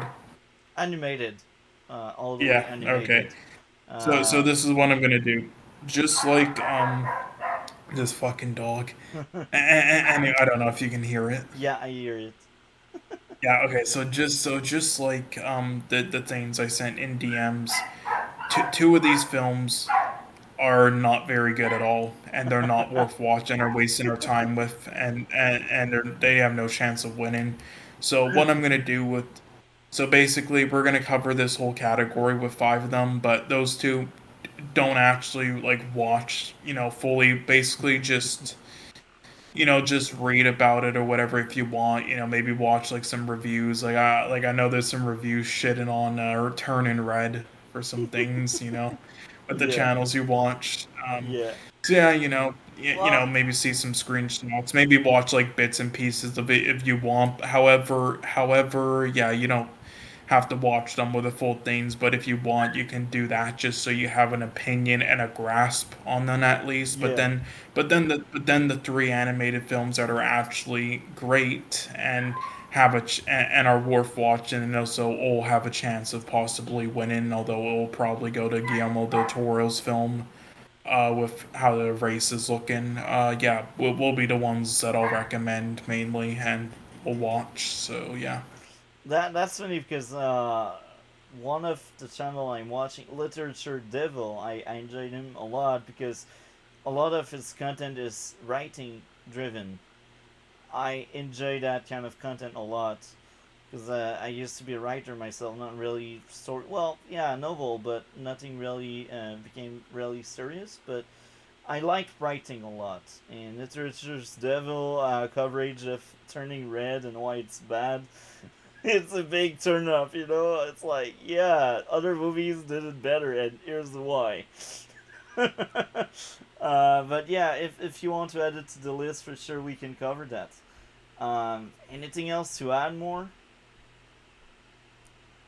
Nothing else, but yeah, this is so I'm sending it to you in DMs right now. Okay, So yeah, so these are the ones, and then these are the ones where you can, look at things with, like, you don't have to actually have to watch, but yeah, you can just so you can at least have a grasp on what it is, have an opinion if you want. Those two at the perfect. bottom, and yeah, but what I will say though is I'll send you some links later to one of the things, but yeah, but okay, so with the second one there, it's based. The film is actually based on um, three YouTube videos that went viral in the Yeah, past, like 12 years ago. that's good. So, yeah, so what I would recommend, and yeah, they're like 3 minutes long. So what I would recommend probably is to like just watch them before the film, so you know the source material, and Yeah, then the third one. So yeah, this was by the way one of the biggest surprises of the year. So I don't know if you know anything about like the franchise itself, but yeah, basically this is a sequel to a film that is a spin-off to other films of franchise, and nobody had any expectations for it because yeah, the franchise hasn't been good for like a while with its recent sequels, and then the spin-off itself, the first one was bad, yeah. so nobody had any expectations for it, but it turned out to be actually great. But however, I don't know if you actually have seen or know anything about like the franchise that it's based on. So if you don't, like, we're not gonna watch all them or anything, and plus it's not needed for this. But just if you want to have Puss in like the so Boots. you know, I've seen Shreks, so oh, it's Puss in the you've Boots. seen all them. Yeah. Wait, you've seen all them. Well, actually, I've seen Oh, I think three of them. I don't know how many they oh, made, okay. but I've Oh, seen okay. three of them. No, that's good then. You've seen the first three. Yeah. Okay. yeah, no, they made four, but barely anyone has seen the fourth, which is better than the third though, because the third is terrible. But no, that's perfect because But yeah, they are so those far three away. are. I think we will need to cover them again because I can. I I remember mean, we bits of can. one, the first two, but I can't remember the third one. Yeah, because the third is terrible. But you can like watch a review of it; it's terrible, and you'll remember. But yeah, no, that is fine because yeah, that was all was needed, so you like understand the character and like the backstory and get like the right tones and feels of it and Yeah, everything, and understand the character and the universe. So yeah, that was all because yeah, as long as you watched those three or yeah, know about the franchise and the character itself. So I was just making sure. yeah. And yeah, the first one, the first spin-off, that's just called Puss in Boots. Yeah, so I don't know if you've seen that, but it is bad and it's not needed. There you can watch this entire film. Yeah, the first one is not. There's no. You did cut off, bro.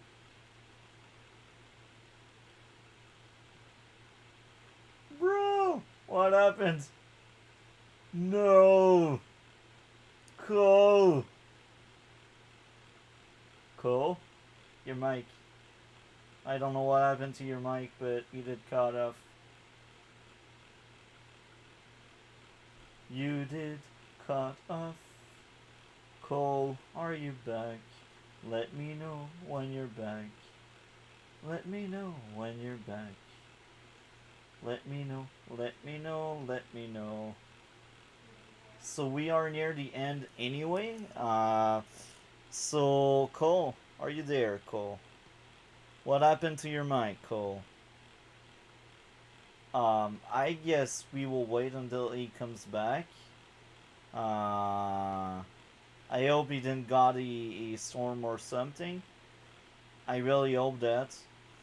Um, I guess we will give him a few seconds here. Maybe it's his Wi-Fi. Maybe the dog actually eats his cable. I don't know. Um, let's give him a good 30 seconds starting soon. 29, 28, 27. What happened? Um, maybe. I will call back Cole from here to see how it goes.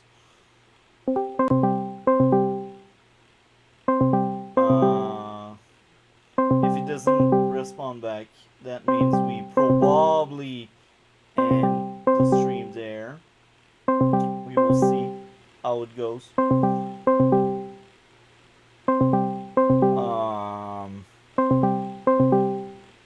That was unexpected. I think that means something happened. Uh, yeah. I guess I will end the stream. Anyway, we covered every single topic. I will speak with Cole later to see what's up with that. I hope everyone enjoyed. Like, comment, and subscribe. We will see each other next Tuesday for RedBlue Pod number 36. As of the movies, Cole sent me a list. We will look into it. We will also cover crossover and stuff. I was very glad to have Cole and DC for like 5 minute DC because DC had some issues.